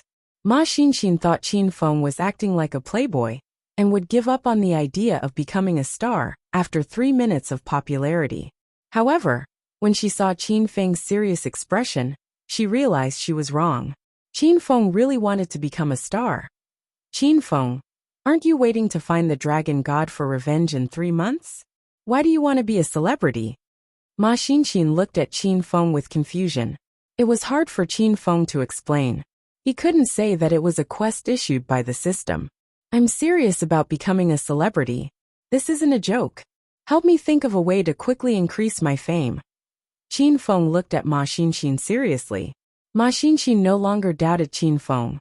After thinking for a while, Ma Xinxin said, I just looked at the comments under your song. Almost all of them are praising you. There's nothing wrong with your singing. The biggest problem now is that you haven't done enough publicity. Qin Feng nodded. He felt that Ma Xinxin was right. After all, Qin Feng debuted as a newcomer. No matter how well he sang, if there wasn't enough publicity, his fame could only rise bit by bit. It was almost impossible for him to become famous overnight. What other good ideas do you have? Qin Feng asked. If you really want to be famous, you can ask your relatives and friends to help you publicize. With the influence of the Qin family and your friends in Wuxia, it should be very easy. Qin Feng shook his head and said seriously, I don't want them to help unless it's absolutely necessary. Ma Xinxin's eyes began to shine. She discovered that at this moment, Qin Feng had that kind of strong faith again. This kind of spirit made Ma Xinxin very fascinated. Qin Feng's identity was obviously very powerful, and his interpersonal relationships were very strong. However, Qin Feng relied on his own hard work to become a celebrity. This kind of spirit and fighting strength was worth learning from. It's okay. I'll stay with you and watch you become famous. I believe that you will become famous. Ma Xinxin's expression was firm, and she looked at Qin Feng tenderly. Qin Feng nodded and said, Yes. I also believe that I will become famous. At most, it will take a little longer. However, once I ask my relatives and friends to help me, they will see my current ugly appearance. I can't accept this kind of thing. The corner of Ma Xinxin's mouth twitched. Her infatuated eyes suddenly dimmed. She wanted to bite Qin Feng's head. Qin Feng, I think you should put some effort into choosing songs. Although the song you sang before, By the Lake of Daming Lake, was very nice, this song isn't very popular. You should choose a few covers of the most popular songs at the moment. This way, the chances of people finding your songs will be higher, and the chances of them listening to your songs will be higher. Ma Xinxin gave some good suggestions, and Qin Feng felt that this was really the case. Who's the most popular singer right now? Qin Feng asked. The Pretty Girl group is very popular right now, but can you sing their songs? Ma Xinxin pouted and looked at Qin Feng. When the Pretty Girl group was mentioned, Qin Feng immediately thought of Wuxia Man. When he thought of Wuxia Man, he thought of her famous song, Because of You. This song was very popular, and Qin Feng was also very familiar with it. When Wuxia Man went to Acropolis City, the two of them even worked together in the Qin Manor's villa. At that time, Su Ruoro was stunned. She even felt that Qin Feng's piano music was better than Wuxia Man's song. Later, when Lu Xiaojia's school held an end-of-term party, Qin Feng and Lu Xiaojia also worked together on this song. Then I'll record a song now and post it online to see how it goes. Qin Feng sang as soon as he said he would. Before Ma Xinxin could react, Qin Feng's ethereal and slightly hoarse voice sounded. Because of you, I won't give up on my dream. Because of you, there's light in front of me. We met in the summer 8 years ago. In the blink of an eye, time flies. I'm walking on the road of my dream. And it's all because of you. And you, where are you? The tune was sorrowful, and the lyrics tugged at one's heartstrings. Coupled with Qin Feng's unique dual voice, he vividly sang this song to another peak. When Qin Feng opened his mouth, Ma Xinxin was mesmerized. She once again recalled the past, and tears once again flowed down her cheeks. Xinxin, did I sing well? Qin Feng had already finished singing the song, but he realized that Ma Xinxin was moved to tears by him again. Qin Feng extended his hand to help Ma Xinxin dry her tears. Ma Xinxin's heart raced, but she didn't reject Qin Feng's good intentions. When Qin Feng's fingers rubbed Ma Xinxin's soft face, sparks flickered in Ma Xinxin's heart. Qin Feng, after this song is released, the number of views will definitely increase by several times. Ma Xinxin was Qin Feng's first listener. She wasn't comforting Qin Feng. Ma Xinxin sincerely felt that Qin Feng sang very well. It was very good. She believed that other people would also be moved by Qin Feng's song. Qin Feng and Wuxia Man sang this song completely differently. As a man and a woman, they sang this song in two different styles and reached two different peaks. Qin Feng's voice was purchased from the system. He also had elementary piano skills and advanced guitar skills, so he wasn't surprised that he could sing such a beautiful song. He was much calmer than Ma Xinxin. That's fine. Hurry up and upload the Because of You recorded online. We'll break 100 million views when we wake up. Qin Feng impatiently urged Ma Xinxin. Ma Xinxin had already recovered from her reverie. She pinched Qin Feng's thigh and said, Qin Feng, hurry up and wake up. Stop daydreaming. Although this song is more popular than the previous one, it's impossible for it to break 100 million views. I'll be satisfied if it's over 10,000. Xinxin, how can you say such discouraging words? Are you my ace manager or not?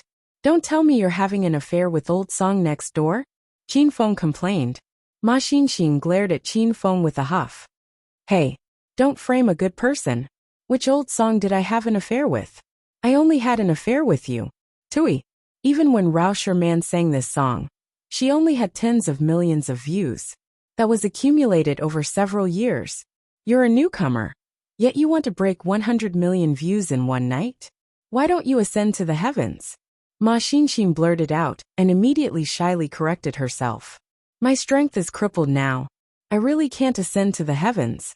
Xinxin, do you want to ascend to the heavens? I have a way to help you ascend. Qin Feng's thoughts jumped so fast that Ma Xinxin couldn't keep up. Weren't they just talking about music? How did they suddenly jump to the heavens? Ma Xinxin quickly regained her senses. Her youthful and charming face instantly flushed red. She finally understood the meaning behind Qin Feng's words. Why, you're shameless. Hurry up and give me money. Ma Xinxin extended her slender, lily-white hand toward Qin Feng. Qin Feng was puzzled. What money? I only have 1,000 yuan left in my pocket. We have to spend it sparingly. Give me 300 yuan. I'll get another room. Ma Xinxin considered getting another room in the afternoon, because Qin Feng was too perverted. If she slept with him for one night, how could she still be herself? Xinxin, why are you so disobedient? We're at a critical juncture now. We have to save money. If you can sleep in one room, why do you need another room? Qin Feng reprimanded Ma Xinxin with a straight face. Ma Xinxin felt wronged and didn't know how to refute. Then you sleep on the sofa, and I'll sleep on the bed. Ma Xinxin hesitated for a while. This was her bottom line. Actually, I can also sleep on the bed. I don't mind you secretly taking advantage of me at night, Qin Feng said seriously. Ma Xinxin's collar rose and fell. She placed her hands on her hips and yelled at Qin Feng. I mind. Qin Feng's swindling, coercion, and enticement failed in the end. Although Ma Xinxin had a good impression of Qin Feng, the two of them hadn't reached that stage yet. As an extremely conservative woman, Ma Xinxin wouldn't sleep on the same bed as Qin Feng, even if she was beaten to death.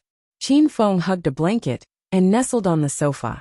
Ma Xinxin, who was tired from the day, had already fallen asleep on the bed. The moonlight shone on Ma Xinxin's charming face. Ma Xinxin seemed to have had a sweet dream. Her smile was even more beautiful than the moonlight.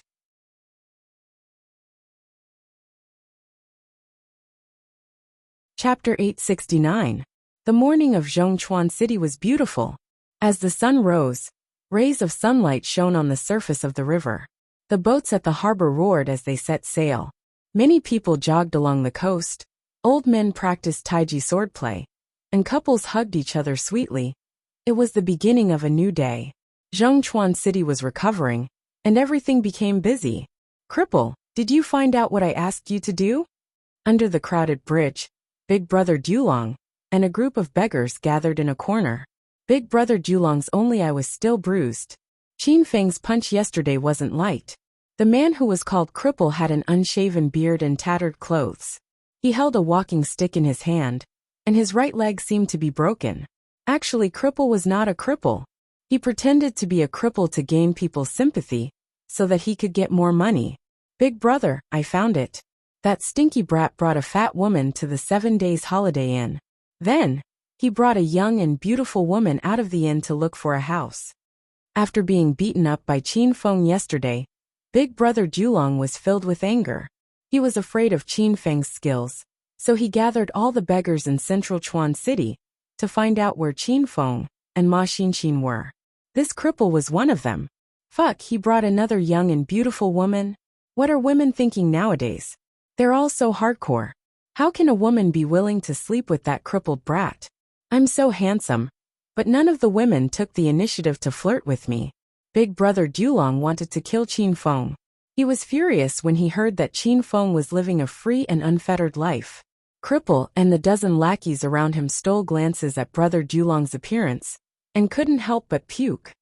Big Brother, I've thought of a brilliant plan to help you get back at him. Cripple looked at Big Brother Dulong with a fawning smile. Hurry up. Cripple moved closer to Big Brother Dulong's ear and whispered, Big Brother, isn't that ugly toad looking for a house? Let's put up an advertisement and lure that brat over. Then, Cripple's plan was very detailed. It was obvious that he had thought about it for a long time. Big Brother Dulong's single eye flashed with a playful smile. He thought it was a good plan. Haha, brilliant, this is absolutely brilliant. Alright Cripple, you're getting smarter and smarter. You'll be in charge of this. As long as Big Brother gets his revenge, I'll let you manage the area around the Heavenly Bridge. Cripple was overwhelmed by the favor and hurriedly replied, Alright, don't worry, Big Brother. I'll definitely settle this for you. Big Brother Dulong was causing trouble early in the morning, while Qin Feng and Ma Xinxin woke up naturally. As soon as he woke up, Qin Feng jumped onto the bed. XN, you've gained weight. This is great, you've gained weight again. Ma Xinxin opened her eyes and saw Qin Feng's ugly face. She was so shocked that she almost fell off the bed. When did you go to bed? You took advantage of me while I was asleep? Ma Xinxin hurriedly lifted the quilt to check her body. After a while, she let out a long sigh of relief. Fortunately, she had kept her integrity for so many years. No, her chastity was still there. However, very quickly, Ma Xinxin's chubby lips pouted stubbornly and her eyes widened. She discovered that Qin Feng seemed to like it better when she was fat. Xine, hurry up and give me a kiss. Qin Feng's desire for power was almost insane. He wanted nothing more than to suck out every last bit of poison in Ma Xinxin's body. Ma Xinxin pushed Qin Feng away and yelled angrily, "Go away. I'm not in a good mood, so I won't give you a kiss today." After pushing Qin Feng away, Ma Xinxin hurriedly jumped off the bed and hid in the bathroom. Qin Feng also ran to the sink and started brushing his teeth. He laughed inwardly. This girl is really particular, brushing her teeth before kissing. Xine, I'm ready. Hurry up and come. After Qin Feng finished washing up, he laid on the bed for a while before Ma Xinxin finally came out of the bathroom. Ma Xinxin didn't have any pajamas, and only had a white towel wrapped around her body. The towel was made of very little material, and could only cover Ma Xinxin's important parts. Her long legs, fragrant shoulders, and jade-like neck were all exposed and emitted waves of fragrance. I said I won't give you a kiss today. Go out first, I want to change. Ma Xinxin glared at Qin Feng unhappily. Qin Feng didn't leave. He laughed carelessly and said, "Then hurry up and change, I don't mind." Ma Xinxin rolled her eyes. She really wanted to pry open Qin Feng's head and see what was inside. Or was Qin Feng's brain different from normal people's? Otherwise, how could this person be so shameless and serious? You don't mind, but I do. Hurry up and go to the bathroom for a while. I really want to change. We still have to continue looking for a house today. Ma Xinxin was so wronged that she was about to cry. Qin Feng didn't make things difficult for Ma Xinxin and ran to the bathroom to take a shower.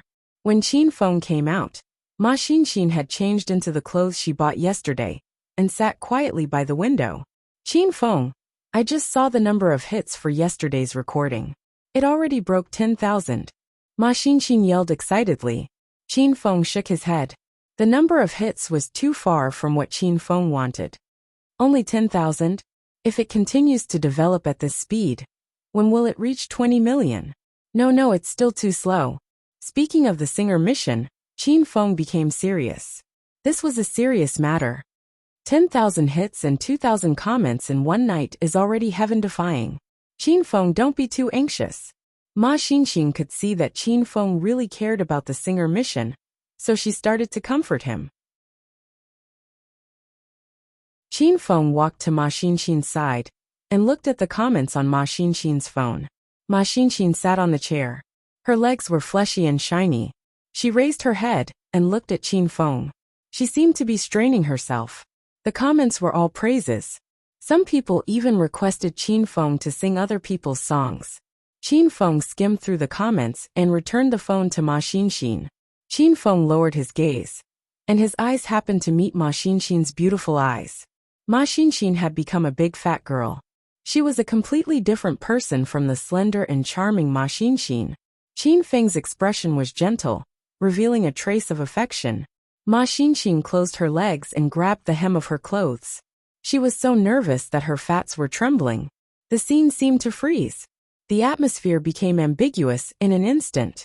The sun shone down from the French window. Ma Xinxin's breath was filled with Qin Feng's manly scent. Her breathing became heavier, her chest rose and fell, and a layer of sweat seeped out of her forehead. Qin Feng slowly bent down and protected Ma Xinxin's bucket-like waist with one hand. Their lips touched. Waves of surging and powerful poisonous gas surged over, instantly filling Qin Feng's veins and blood. Qin Feng hurriedly used his inner qi to suppress the poisonous gas and convert it bit by bit for cultivation. This process wasn't fast, and their lips were stuck together. This was Ma Xinxin's third kiss with Qin Feng. But the instant their lips touched, Ma Xinxin's mind went blank. It was as if someone had taken her soul away. Bang bang! After kissing for an unknown amount of time, two loud sounds came from Qin Feng's body. Ma Xinxin jumped in fright. Qin Feng, are you okay? Looking at Ma Xinxin, who had become slim and sexy again. Qin Feng wanted to kiss her for a while longer. However, Ma Xinxin hurriedly retreated and said nervously, "And no more kissing. Let's go look for a house." Qin Feng felt the condition of his body. In just one morning, Qin Feng had leveled up twice, and was now a stage 5 inner chi expert. This kind of leveling up speed was faster than riding a rocket. Moreover, the way he leveled up was full of erotic ambiguity. Qin Feng felt extremely good. After calming himself down, Qin Feng did not force Ma Xinxin to kiss him again. The two walked out of the room and continued to look for a house. "Qin Feng, come quickly. There's a pretty good house here."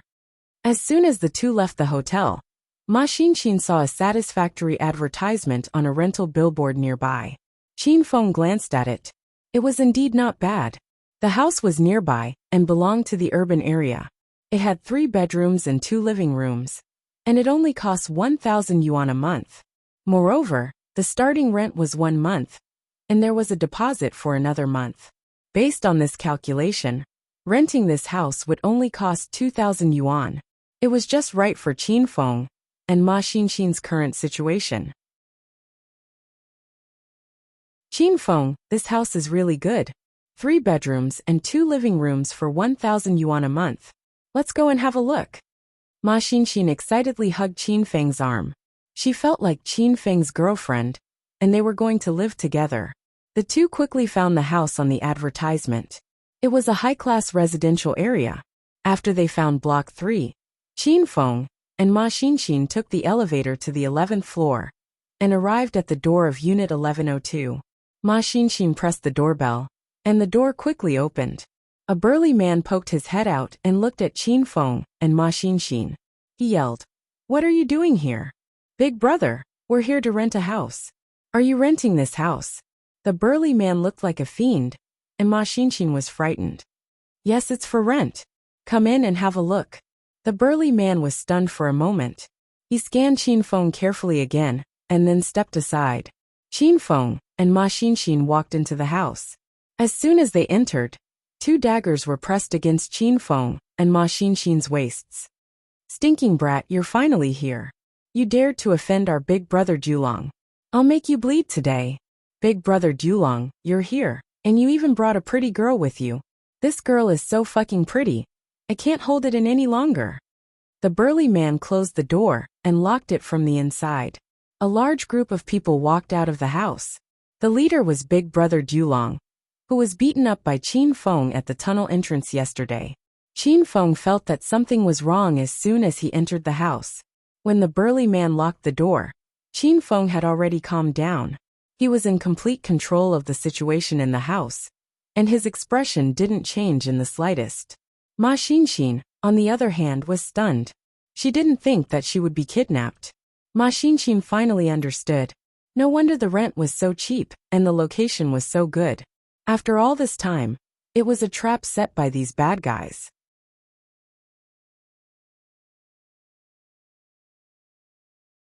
Chapter 870.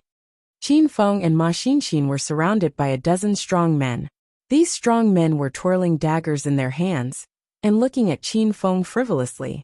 "Well done, cripple. From now on, you can help your big brother manage the territory under the overpass." Brother Lone Dragon glanced at Qin Feng, then turned his head to talk to Cripple. He didn't put Qin Feng in his eyes at all. Cripple was so excited that his legs trembled. Okay, thank you, big brother. I won't let you down." After they finished talking about the territory, Brother Dulong looked at Qin Feng again. His eyes were full of mockery and disdain, as if Qin Feng was a little sheep that fell into a wolf's den. "You ugly toad, you didn't think this day would come, right? How dare you hit me? Why don't you go out and find out who's in charge of the underground in Zhongchuan City? You're just an outsider. How dare you behave so atrociously in my territory? I'll teach you a lesson today." Brother Dulong blabbered on, and Qin Feng was annoyed by it. Ma Xinxin recovered from her shock. Half of her body was already in front of Qin Feng. Ma Xinxin was a stage 4 inner chi martial artist. Ever since she learned how to control the poison in her body, her strength had improved by leaps and bounds. Ma Xinxin was still able to deal with these hooligans. One-Eyed Dragon, stop talking nonsense. Does this house belong to you? What a coincidence. My girlfriend, and I want to rent your house. Let's finish the paperwork quickly, and you can take these idiots and get out of here.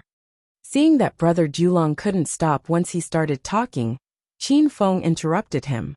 Brother Dulong was shocked and immediately shut his mouth. The surrounding lackeys were all dumbfounded, and the entire room fell into silence. Ma Xinxin was stunned. She looked at Qin Feng like she had Alzheimer's disease, and had the urge to pry open Qin Feng's head to take a look. After a short silence, the group of people burst into an uproar. Brother Dulong didn't have time to curse before the men behind him started to clamor.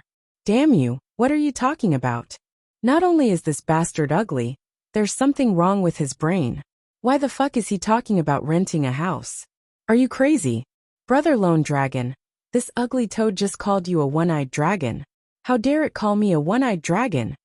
Everyone had a nickname, and it was a nickname that other people gave them. Brother Dulong's nickname was One-Eyed Dragon. No one knew who gave him this nickname, but no one dared to call him that in front of Brother Dulong. Brother Lone Dragon hated it the most when people called him One-Eyed Dragon, just like how Willow Tree hated it the most when people called him Fatty. This was their reverse scale. Brother Dulong's face turned red as he slapped the face of the younger brother, who was yelling beside him, knocking him unconscious. Shut up. If you keep shouting, I'll stab you to death. The underling who was beaten immediately came back to his senses. He was so scared that his whole body trembled. He quickly retreated to the corner, and didn't dare to make a sound. Ugly toad, you are very tough, aren't you? Let's see if you can still get hard in a while. After slapping the underling, Brother Dulong turned around and glared at Qin Feng. He waved his hand and yelled, "Tie this bastard up. I'm going to fuck his woman in front of him." The group of underlings immediately became excited. They loved to do this kind of thing. Ma Xinxin was so scared that she immediately hid behind Qin Feng. Although she was a stage 4 inner chi martial artist, Ma Xinxin didn't have any actual combat experience. When a group of men pounced on her, she was shocked. Ma Xinxin didn't even know who to attack. Whoosh! A gust of wind sounded. In the noisy environment, even its light sound couldn't be heard. However, in the next second, the underling who was at the front of the group suddenly knelt on the ground. The underling started to scream at the top of his lungs, and the people behind him stopped. Everyone looked at their comrade in astonishment. That person knelt on the ground and screamed more miserably than a pig being slaughtered. However, they couldn't see any wounds on his body. It was as if he was possessed by a ghost. Sizzle! The room quieted down. There was the sound of water splashing. But it wasn't water. It was bright red blood. Ma Xinxin screamed. She saw that the kneeling man's legs were separated from his knees. In the blink of an eye, blood flowed like a river on the ground. A pungent smell of blood filled the room. Ah! My legs are broken. Why did my legs suddenly break? Help, I can't live anymore. Hurry and send me to the hospital. The screams reverberated throughout the room. Everyone was stunned. They didn't even know what was going on. Huh? Why did this person cut off his legs? I'm just here to rent a house. I'm also a poor person. Even if you cut off your legs, I won't give you any money. Qin Feng's indifferent voice sounded and broke the silence. Brother Lone Dragon's heart had undergone a drastic change. He had been fearless before, but now his legs were trembling. He didn't know what was going on. He didn't have the heart to deal with Qin Feng or that beauty. He just wanted to run away. Big brother, what do we do now? Cripple came back to his senses and looked at Brother Dulong blankly. Capture that ugly toad first, then send him to the hospital, Brother Dulong said with a trembling voice. The dozen or so lackeys all swallowed their saliva and gathered their courage to charge at Qin Feng again. Qin Feng's eyes flashed with a cold smile. He shook his head inwardly. He gave these people a chance, but they didn't cherish it. They couldn't blame him. Xiao xiao xiao. This time, the sound of wind blew everywhere. Rays of white light appeared in the room. The light flashed like fireflies floating in the air. Poochie! The crisp sound of skin being cut was continuous, followed by painful howls of pain. The originally luxurious and bright room suddenly turned into hell. Blood splattered everywhere, and the light of knives and swords flashed. All of this happened in an instant. In the blink of an eye, people were lying on the ground. Only Brother Dulong was left standing there. Brother Dulong said to stand, but he would rather be lying down. He wanted to lie in a pool of blood and pretend to be dead. He really regretted offending this ugly man in front of him. Qin Feng's skills were too mysterious. Before Brother Lone Dragon and the others could see clearly, they had been completely defeated. As for why Brother Lone Dragon was still standing, he didn't think that it was because he was so powerful. His naturally scattered tortoise chi blocked Qin Feng's attack. Brother Dulong knew that he would die even more miserably than those lackeys on the ground. Ah! Qin Feng, I am so scared. Ma Xinxin came back to her senses with great difficulty. She was so scared that her body was pressed against Qin Feng's back, and she couldn't stop trembling. Qin Feng patted Ma Xinxin's back and said softly, "Go out first. I'll call you back in a bit." Ma Xinxin looked at Qin Feng worriedly. Qin Feng opened the door and pushed Ma Xinxin out. "Don't worry, it'll be over soon." Crack. The sound of the door closing was like a clap of thunder that struck Brother Dulong's heart. He was so scared that his nerves were about to collapse. Brother Dulong couldn't take it anymore. Facing Qin Feng in front of him, he felt as if he was facing a demon from hell. With a plop, Brother Dulong knelt on the ground. "Be big brother. I should've. I was wrong. Please be magnanimous and spare this little brother." Brother Dulong couldn't speak properly, and his teeth kept chattering. Blood flowed all around him.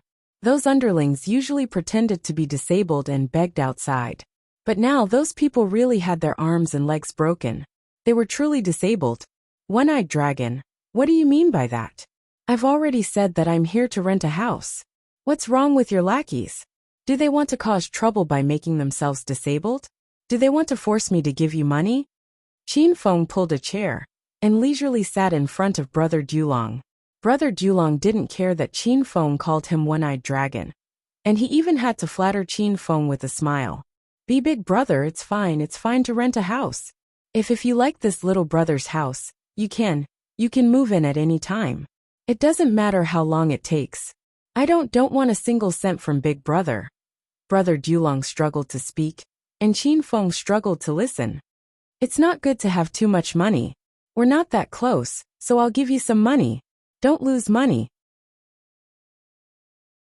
Qin Feng started to take out money from his pocket, and Brother Dulong was so scared that his face turned green.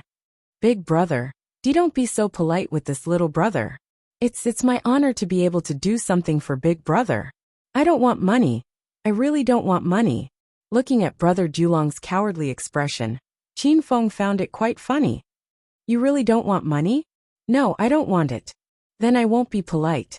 Break one of your fingers and scram with these trash." Qin Feng's voice was cold, and his body exploded with a powerful aura. Qin Feng didn't want to cause trouble in a foreign land, but Brother Dulong and these lackeys took the initiative to provoke Qin Feng. So Qin Feng wouldn't let them off so easily. Brother Dulong almost peed himself when he heard that Qin Feng was going to break his finger. Just as he was about to beg Qin Feng suddenly raised his hand and said, "Of course, if you don't want to break your finger, I can help you. But my technique is a bit off, and if I accidentally break your head, don't blame me." Brother Dulong's eyes widened, and he almost fainted. He didn't hesitate anymore. Compared to those lackeys who had broken their arms and legs, what was a broken finger? A scream rang out. Brother Dulong had already cut his finger with a dagger.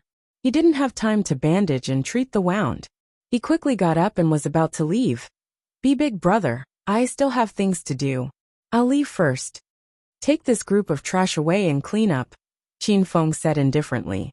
Brother Dulong had just run to the door when he hurriedly ran back and yelled at the people on the ground, "Get the fuck out of here. Hurry up." Ma Xinxin had been standing at the door in a daze. When she saw the door open, she wanted to rush in to see Qin Feng's situation. However, she saw the lackeys crawling out, and Ma Xinxin was scared to tears. "Xinxin, go stay in the room. You can come out after you're done outside."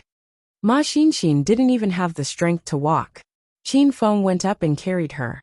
He carried Ma Xinxin to the bed in the inner room.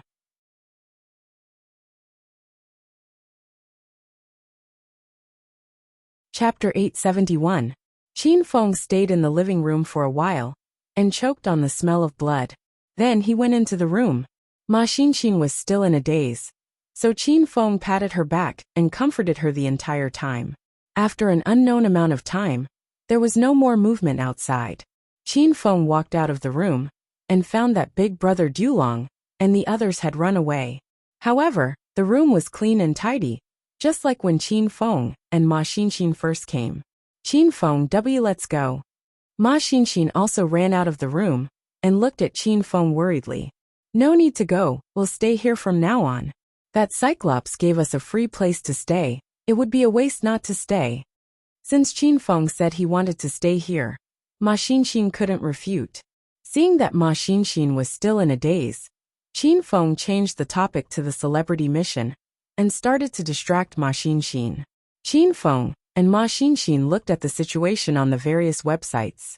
Big Brother Dulong and the group of handicapped people had already escaped to the entrance of the district. A few passers-by saw this bloody scene and ran away in fright. Big Brother, I lost too much blood. I feel like I'm going to faint. Big Brother, hurry and call an ambulance for us. We don't want to die. This group of lackeys were all cowardly.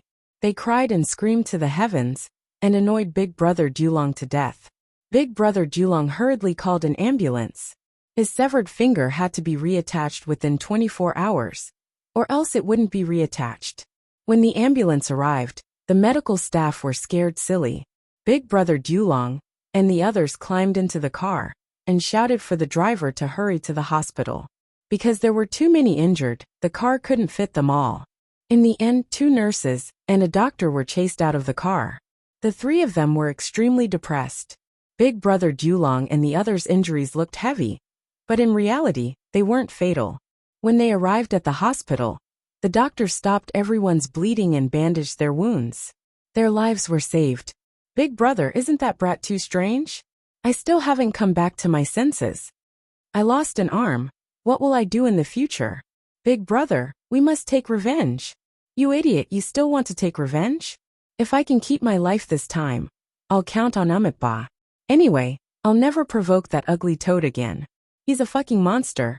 Brother Dulong and his gang were all gangsters. They booked 2 rooms. The patients in the rooms didn't dare stay with them. They either left the hospital voluntarily or applied to be transferred to another room. Brother Lone Dragon's injury was the lightest. His broken finger had already been reconnected. Even now he still felt some lingering fear. However, he couldn't swallow this anger. He, Big Brother Lone Dragon, had never been bullied in Zhongchuan City for so long. Big Brother, I've thought of a good way to kill that ugly toad. Cripple wasn't actually a cripple. He had always pretended to be a cripple and begged for sympathy. In the end, Qin Feng had cut off one of his legs, so he really became a cripple. What is it? Everyone looked at Cripple with an expectant expression. Cripple hated Qin Feng to the core. He gritted his teeth and said, Big Brother, that brat's skills are strange. It's unrealistic for us to find trouble with him. However, we can let the police take care of him. No matter how strong that ugly toad is, I don't believe he's stronger than a gun. Everyone understood Cripple's plan after he finished speaking. Big Brother Lone Dragon started to clap his hands. This plan was really good. Okay, I'll call the police now. That ugly toad injured so many of us. We must put him in jail and execute him. Since Big Brother Lone Dragon was in the underworld of Zhongchuan City, he naturally knew some friends in the police station. He walked out of the room and prepared to find a secluded place to call the police. Qin Feng, the number of views for your song, because of you, has doubled again. It's already over 20,000 views, and there are over 3,000 comments. Ma Xinxin was already focused on becoming a singer. She was extremely excited when she saw the number of views increasing. Only 20,000? It's still too far away. We can't go on like this. Qin Feng glanced at Ma Xinxin's phone. This number clearly wasn't what he wanted. Ma Xinxin sighed and said, Sigh. It's not that easy to get 20 million views. Oh, by the way, many people in the comments said they want to see your face. Do you want to record a video? It'll probably be a little popular. Record a video? Will people be charmed by me after they see my face? What if they come and block my door? Qin Feng looked out the window with a serious expression. Ma Xinxin rolled her eyes. She was too lazy to respond to Qin Feng. Xinxin, I have an idea. Maybe I can freeload a lot of people. Qin Feng's eyes suddenly lit up. Hurry up and say it. Ma Xinxin sat up straight and stared at Qin Feng. I'll sing Because of You again. This time, I'll play the guitar as the accompaniment. Then, I'll send the video to the pretty girls' Weibo and let their fans become my fans. Ma Xinxin understood Qin Feng's intention. He wanted to use the pretty girls' Weibo to make a name for himself. That's a good idea. You sang Because of You to another level. I believe Rao Man will admire you when she hears your voice. If she mentions your video on Weibo, you'll be famous in an instant. Ma Xinxin was excited. Qin Feng's idea was really ruthless. After the two reached an agreement, Qin Feng didn't hesitate and directly went out to buy a normal guitar. Actually, Qin Feng could buy it from the system, but he was afraid that would make Ma Xinxin suspicious. After buying the guitar, Qin Feng sat under the floor-to-ceiling window. The sunlight fell on Qin Feng's body. Qin Feng wore black sportswear, which added a youthful air to the campus. Are you ready?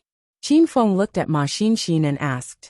Ma Xinxin held her phone and was responsible for recording a video for Qin Feng. She looked at Qin Feng's face and said somewhat guiltily, Why don't I wear a mask? It'll be more mysterious. Go to hell. Hurry up and record. Qin Feng was very angry. Was his current appearance really that ugly? Qin Feng thought for a while and realized that he forgot what he looked like now because Qin Feng hadn't dared to look in the mirror for 2 days. Everything was ready. Qin Feng and Ma Xinxin became serious. Under the sunlight, Qin Feng sat on the chair with one foot on the ground and the other leg bent to support the guitar. Ding ding ding. A sweep signified the beginning of the performance. A simple sweep of the bowstring directly captured Ma Xinxin's heart. Because of you, I won't give up on my dream. Because of you, there's light in front of me. We met in the summer 8 years ago. Time flies in the blink of an eye. I'm walking on the road of my dream, all because of you. And you, where are you? This was Qin Feng's 4th time singing this song, and he sang better and better. Qin Feng had advanced guitar skills. This time, with the accompaniment of the guitar, the song became more vivid as if it had a soul and became a complete life. Ma Xinxin cried again. Qin Feng realized that this woman really liked to cry. After a long time, Ma Xinxin finally awoke from the melancholy melody and memories of the past. When she looked at Qin Feng again under the sunlight, Ma Xinxin felt that he wasn't ugly at all. In fact, he was extremely handsome. Xinxin, how's the recording? Qin Feng asked. Ma Xinxin hurriedly ended the recording and restarted the video. Qin Feng and Ma Xinxin sat side by side on the sofa. The beautiful, slow, and slightly sad melody sounded. Ma Xinxin closed her eyes and listened to it again. She felt that she would never get tired of listening to it again. After listening to it, Qin Feng also felt that the effect was good. Okay, that's it. Help me register a Weibo account with the name Zheng Shuai. Then post the video in Rao Man. Even without Qin Feng's order, Ma Xinxin already did it. After everything was done, they waited to see the effect of the video. After Qin Feng and Ma Xinxin finished their work, they lay on the sofa and started to rest. Originally, they were worried about renting a house. They didn't expect that they would settle the matter so quickly. The environment and conditions of the house were ideal. Most importantly, it was free. For the two of them who were short of money, it was like charcoal in a snowy day. Ding dong ding dong. Not long after they lay down, the doorbell rang. Ma Xinxin hurriedly sat up and looked at Qin Feng nervously. It's over. Don't tell me those bastards came back for revenge? Qin Feng was much calmer. He didn't believe that big brother Dulong and the others would dare to come back. I'll go take a look. Don't be afraid, I'm here. I won't let you get hurt. After Qin Feng finished speaking, he stood up and went to open the door. Ma Xinxin looked at Qin Feng's tall and sturdy figure and was suddenly filled with a sense of security. The door opened, and a group of fully armed policemen rushed in. Suddenly, more than 10 people rushed in. Each of them was holding a submachine gun. Ma Xinxin was scared silly. Put your hands on your head and squat on the ground. Quick. The leader was a man with a gun. His face was filled with ferocity. As soon as he entered the room, he pointed the gun at Qin Feng. Although Ma Xinxin was very scared, she still gathered her courage and rushed to Qin Feng's side. She tightly held onto Qin Feng's arm and didn't let go. The black muzzle was pointed at Qin Feng's forehead. This action made Qin Feng very unhappy. Qin Feng was about to raise his hand to slap the man in front of him when a familiar face ran over. Dulong, is this the person? The person who came was Big Brother Dulong. This was out of Qin Feng's expectations. Qin Feng thought that these people were afraid of him. He didn't think that Big Brother Dulong wasn't afraid of death. With more than 10 fully armed policemen present, Big Brother Dulong was immediately filled with confidence.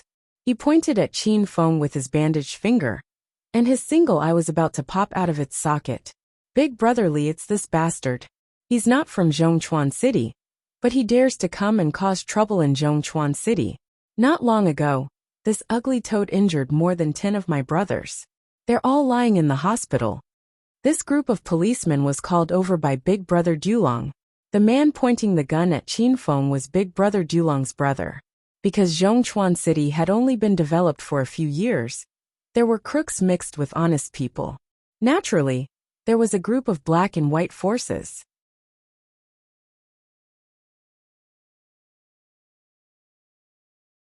Chapter 872. After confirming Qin Feng's identity, Brother Li didn't waste any words. He raised his hand and was about to beat Qin Feng up. At this moment, the crisp sound of high heels could be heard. Brother Li and the group of policemen immediately became serious. Chief Li, the suspect is under our control. It was a woman. Once the woman entered the room, the people surrounding Qin Feng and Ma Xinxin parted to form a path. Big Brother Dulong retreated far away, not daring to approach the woman. Qin Feng's gaze fell on the newcomer. The woman was dressed in a police uniform. She was neat and tidy, and her hair was tied up behind her head. She wore a police cap, but it still couldn't hide her sexy figure and beautiful appearance. Very quickly, Qin Feng realized that he knew this girl. Wasn't this Hong Kong's beauty pageant champion for 3 consecutive years and Hong Kong's senior inspector? Leah? You two go search the house. Don't miss a single corner. Leah had already walked in front of Qin Feng. She only glanced at Qin Feng indifferently, and then began to instruct her subordinates. A few police officers ran off to check the room, while the remaining people surrounded Qin Feng and Ma Xinxin to prevent them from escaping. Leah's gaze fell on Qin Feng, and after carefully sizing him up, she said coldly, "Someone called the police, saying that you trespassed on private property, and even used violence. Now the two of you follow me back to the police station." Just as Leah finished speaking, Brother Li personally came up to take Qin Feng away. Ma Xinxin immediately blocked in front of Qin Feng, looked at Leah and said, "Beautiful sister. Why you guys misunderstood? We didn't take the initiative to look for trouble. It was that one-eyed dragon who tricked us here and wanted to kidnap us. I was defending ourselves." Ma Xinxin felt that Leah looked rather righteous and was the one with the highest official position, so he started to plead with Leah. A complicated expression flashed across Leah's beautiful eyes. She did not really understand the situation of this case, and originally, Brother Li was in charge of this matter. However, Leah had just been transferred from Hong Kong to Zhongchuan City, so she personally rushed over to understand more about the situation here. "If you have anything to say, go back to the police station and talk. I, Leah, will not wrongly accuse a good person, nor will I let any bad person go." After hesitating for a moment, Leah still said with a cold face. Brother Li and Brother Lone Dragon secretly looked at each other, cold sweat dripping down their foreheads. Originally, the two of them colluded with each other and wanted to deal with Qin Feng, but no one expected Leah to suddenly run over. If Leah really investigated this matter, it would be really troublesome. "Director Li, this brat doesn't look like a good person. I'll investigate this case, don't trouble Director Li." Brother Li grinned as he looked at Leah. Without waiting for Leah to speak, Qin Feng, who had been silent the entire time, laughed. Chiefly, I don't plan to go back with you guys, I'm still busy. Qin Feng either didn't speak, or every time he did he shocked everyone. The room suddenly became quiet, and the atmosphere was about to freeze. Big Brother Li and Big Brother Lone Dragon were stunned. Then they were secretly delighted. Both of them were worried that they couldn't deal with Qin Feng. What did you say? Leah thought that she had heard wrongly, and glared at Qin Feng with a cold gaze. Ma Xinxin hurriedly pulled on Qin Feng's arm. She was almost angered to death by Qin Feng's unconventional style. I don't have time to go to the police station. Tell your subordinates to go back. I don't have any tea for you to drink here. Qin Feng's expression did not change, and his smile became even wider. Leah originally thought that Ma Xinxin did not look like a bad person, and even planned to investigate this case properly. However, Qin Feng's arrogant attitude immediately angered Leah. She had been a police officer for so many years, but she had never seen such an arrogant suspect like Qin Feng. Do you think you won't go just because you say so? Who do you think you are? Bring him back. Leah waved her hand, and Brother Li immediately came forward to capture him, gloating. Chiefly, have you heard of the names Freon and Parker Chong? Qin Feng casually patted Brother Li and sent him flying. However, Qin Feng did not even spare Brother Li a glance. He chuckled as he looked at Li Ye's unpredictable and charming face. The police officers who came were all stunned. No one expected Qin Feng to be so arrogant. Brother Lone Dragon's heart was about to jump out of his throat. Was this ugly toad so strong that he could even ignore the police? You dare to attack the police? Squat down on the ground, or else we'll shoot. When the group of police officers came back to their senses, the entire room was filled with the sound of guns being loaded. More than 10 guns were aimed at Qin Feng, scaring Ma Xinxin to the point of crying. What are you doing? Put down your guns. Leah finally regained her senses. Her beautiful eyes flickered with a strange light as she stared straight at Qin Feng's ugly face, as if she wanted to see through Qin Feng. Of course, Leah knew about Freon and Parker. They were the two international gambling experts that Leah and Qin Feng had met when they participated in the Hong Kong Gambling Kings Conference. Qin Feng had even joked about their names at that time. Only Leah and Qin Feng knew about this matter. Even Ao Wuchang and the others did not know about it. Leah never thought that the man in front of her would actually mention this matter. Could it be that he was Qin Feng? But he looked completely different. Chiefly, the dozen or so subordinates looked at Leah in astonishment, not knowing what had happened to this new bureau chief. I said put down the gun. Are you disobeying my orders? Leah's voice was ice cold as she shouted again. Although the dozen or so police officers were puzzled, they could only put away their guns. Leah had already walked to Qin Feng's side, stared into Qin Feng's eyes and said, Who are you?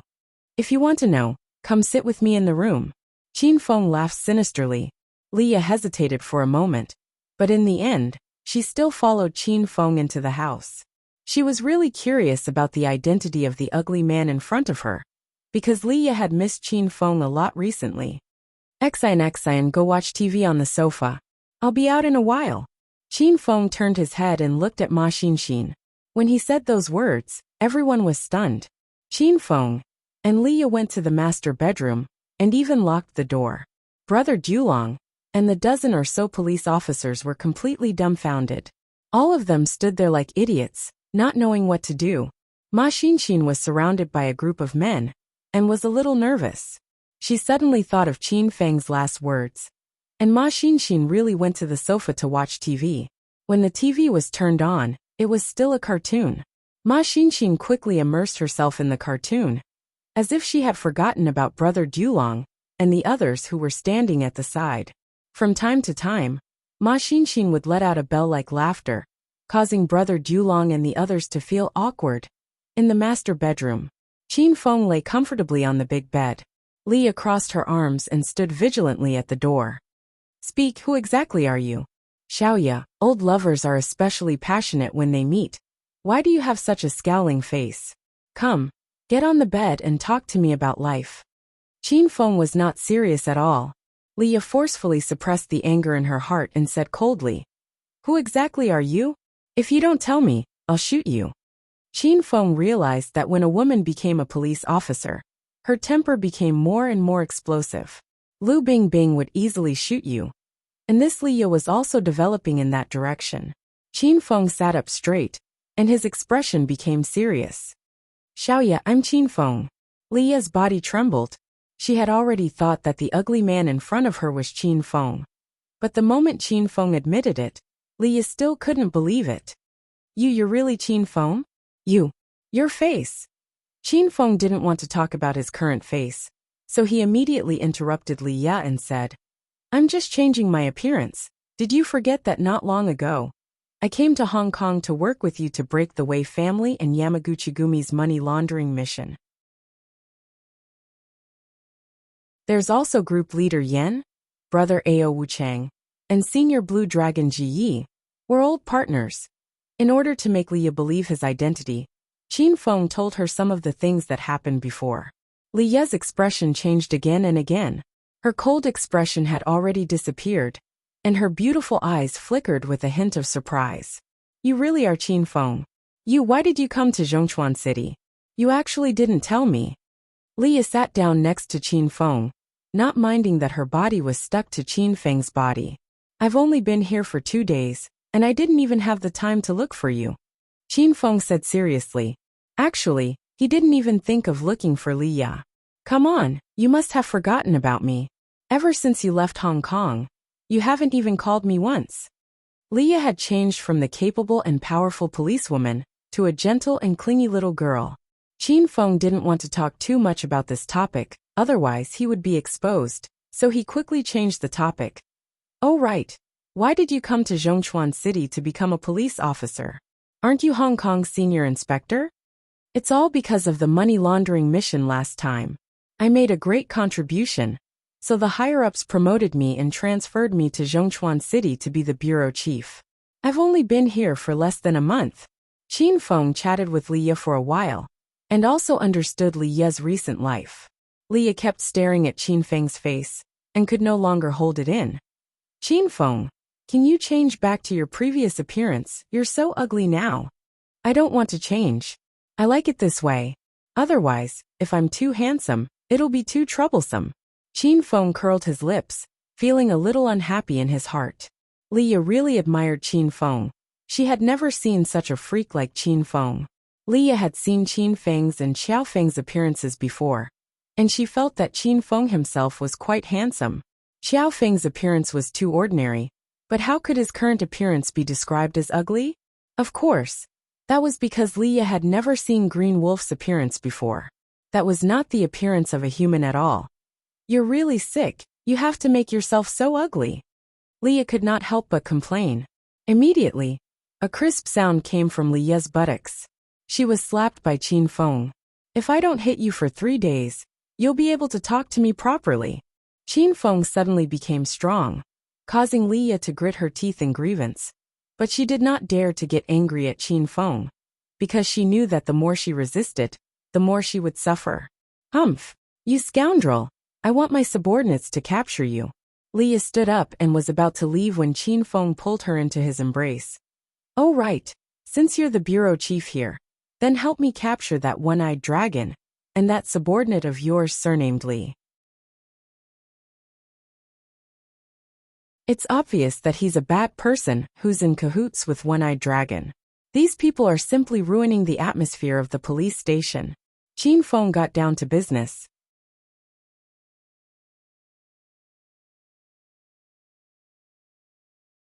Chapter 873. After Liya found out about Qin Feng's identity, she was so excited and happy that she had already forgotten about coming to capture Qin Feng. What the hell is going on? Who is that one-eyed dragon? What conflict did you have with him? Liya looked at Qin Feng seriously. One-eyed dragon is probably a hoodlum from Zhongchuan City. He wants to cause trouble for me, so I came here to rent a house today. Qin Feng briefly explained what had happened. He knew that if he did not explain things clearly and asked Liya to help him, it would be very difficult for Liya. So that's how it is. That bastard Li Hui is simply the scum of our police force. This time, I will catch all of these dark forces in one fell swoop. The Li Hui that Liya was talking about was Brother Li. After finding out the truth, Leah gritted her teeth in anger. She had just arrived in Zhongchuan City and needed some achievements to suppress her subordinate's temper. This was a good opportunity. After chatting in the room for a while, the two of them walked out. "Qin Feng, are you all right?" Just as the door opened, Ma Xinxin heard the noise and ran to Qin Feng's side. She held onto Qin Feng's arm nervously. Leah stood at the side with a cold expression. From the first day she met Qin Feng, she knew that Qin Feng was lustful and flirtatious. It seemed like this old habit had not changed. "Chiefly, are you all right? Did that brat do anything to you? I'll arrest him right now and bring him back for interrogation." Brother Li and the others had been standing outside for almost half an hour. If they continued to stand, they would really become idiots. Seeing Qin Feng come out, Brother Li pounced over to grab him. Leah took a step forward and blocked in front of Qin Feng, venting all the jealousy in her heart on Brother Li. "Step down. Are you the leader here, or am I the leader? I think you don't know right from wrong, and keep trying to capture him. Do you have some unspeakable secret?" Brother Li was stunned. He looked at Leah in astonishment. He was obviously shocked by the sudden change in the situation. "Chiefly, what do you mean by that? This suspect trespassed into a private house and injured more than 10 ordinary people. As the people's police, of course we have to bring the bad guys to justice. Did I do anything wrong?" Brother Li's heart was already a little guilty. He felt that Leah and Qin Feng knew each other. Otherwise, how could the two of them stay in the room for more than half an hour? Could it be that they were rolling in the bed? "What a good people's police. These words coming out of your mouth are really ear-piercing." Leah already knew the truth, and he completely believed Qin Feng. Qin Feng was a member of China's dragon sect. Not long ago, Qin Feng's identity was announced, and Leah knew that Qin Feng had already become China's Azure Dragon. Was there a need for such a powerful person from China to frame a police captain? Brother Li was getting more and more flustered. He secretly gave the group of policemen a look. Because Leah had just arrived in Zhongchuan City not long ago, the police officers that followed her were all Brother Li's old subordinates. "Chiefly, why don't you say something? What do you mean?" Brother Li seemed to have thrown caution to the wind. He changed his previous respectful attitude and stared at Leah sloppily. Leah was so angry that her body was trembling. She was Li Hui's boss. This Li Hui was going against the heavens. How dare he speak to her like that? "What do you mean? Don't you know that? What's your relationship with the one-eyed man? Is this case really like what you said? I think there's something else going on." Leah said coldly. Recently, Brother Dulong had been called One-Eyed Dragon, and he was so angry that his nose was crooked. Seeing that the situation had changed, Brother Dulong stopped pretending and directly went to Li Hui's side. He stared at Qin Feng and the other two and shouted, "Brother Li, this bitch and that ugly toad definitely know each other. Your identity has already been seen through by this bitch. Since that's the case, let's not waste any more time with them and just kill them to silence them." The reason why Brother Dulong dared to say such crazy words was because he was extremely familiar with Li Hui. Li Hui was originally one of Brother Dulong's brothers, and in order to develop, he let Li Hui sneak into the police station to be a spy. Brother Dulong also knew that the police officers present were all Li Hui's subordinates. With so many fully armed and armed police officers guarding, Brother Dulong was not afraid of Qin Feng at all. "Li Hui, do you really want to rebel? It's not too late to repent now." The situation had changed once again, and it was beyond Leah's expectations. Leah never thought that One-Eyed Dragon would dare to kill people to silence them. This time, Leah felt a little guilty. The opponent had more than 10 guns. Leah did not have the confidence to survive the rain of bullets. "Rebellion? I was forced by you. You bitch, I've been unhappy with you for a long time. You've only been transferred for a few days, and you're already meddling in my business. You've been giving me a cold face all day long. So what if you're the bureau chief? Haha. Today, I'll have a taste of your bureau chief." Since Brother Dulong had already spoken, Li Hui had no other choice but to shed all pretense of cordiality. Li Hui had long since spied on Leah's beauty and had always been looking for an opportunity to push her down. Now that things had reached this point, Li Hui couldn't care less. He rubbed his hands and walked towards Leah with a smile. Brotherly, you play with the bureau chief, I'll play with that chick. Brother Dulong had taken a fancy to Ma Xinshin and also walked up with a smile. Are you sure you want to do this? Qin Feng's calm voice sounded. Li Hui did not put Qin Feng in his eyes at all, but Brother Dulong was so scared that he stopped in his tracks. He had seen Qin Feng's strange skills before. Ugly toad, I advise you to be obedient. There are more than 10 guns aimed at you. No matter how capable you are, can you block bullets? Very quickly, Brother Dulong came back to his senses. With so many policemen here, he was not afraid of Qin Feng. Li Hui's dirty hand had already reached towards Li Ye's chest. Qin Feng smiled and shook his head. An ear-piercing wind whistled, accompanied by Qin Feng's sigh. Sigh. I just cleaned the room, and I have to clean it again. Poochie. The sound of skin being cut rang out. However, Li Hui's face still had a perverted expression. According to his previous speed, he had already pinched Li Ye's fullness. That was what Li Hui had been dreaming of for the past half a month. Li Hui wanted to close his eyes to feel the soft and bouncy feeling, but he couldn't feel anything. He tried to pinch it harder, and suddenly realized that his hand had lost all feeling. Chi. After the wound had been cut open for a while, blood began to spurt out. A piercing pain surged into his heart, but Li Hui forgot to scream. His eyes almost popped out of their sockets as he stared at the disappearing right hand. He was completely dumbfounded. Hand, old man's hand. Li Hui started to scream, and the entire room fell into silence. Brother Dulong's face was as pale as paper. He had just experienced hellish torture, and now this scene was happening again. Even if Brother Dulong had 10 guts, he would still be scared to death. Hurry and open fire. Kill that ugly toad. Xiao. Without waiting for Brother Dulong to finish speaking, and before the policemen came back to their senses, the entire room was filled with the sound of wind whistling, like a rhythmic song. However, it was a bloody song of death. Every note was accompanied by a spray of blood. The 10 or so policemen didn't even have time to raise their guns before their wrists were all cut off. It was as if they were trying to commit suicide.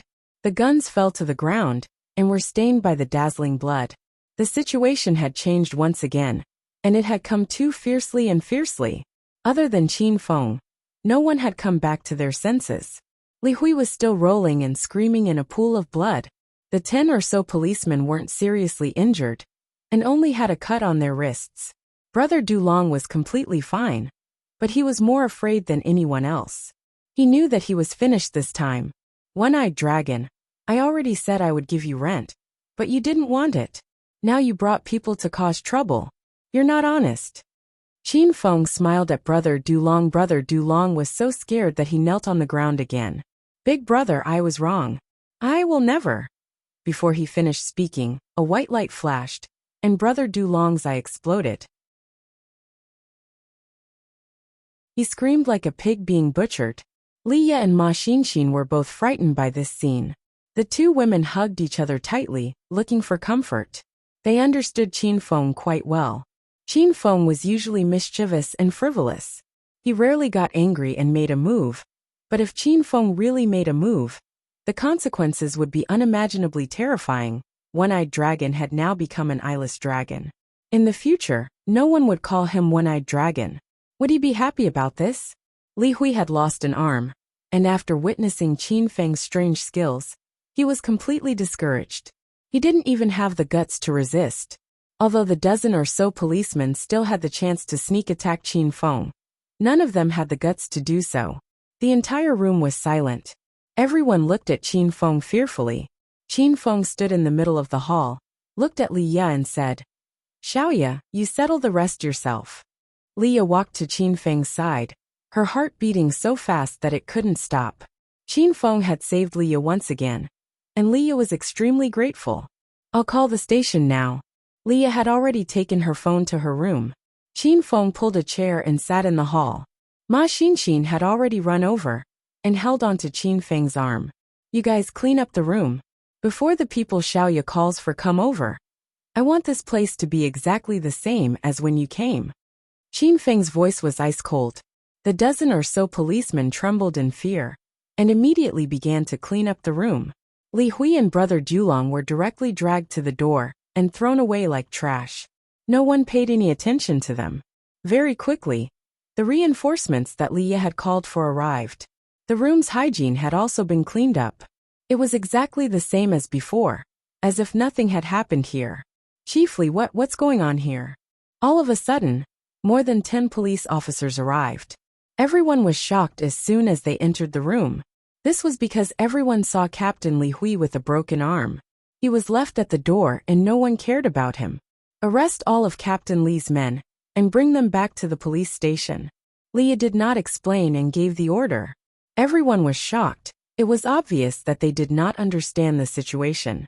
After hesitating for a moment, they still listened to Li Ye's words. After all, Li Ye was the person with the highest position in the bureau. You're tuning in to the Li Mei's Wuxia Whispers YouTube channel. We're so grateful for your support. And don't forget to subscribe to join us on this incredible journey through captivating stories. Your generosity through donations truly makes a world of difference, as it's the primary source of revenue that allows me to expand and enhance this channel for you. Thank you from the bottom of my heart for being a part of this adventure.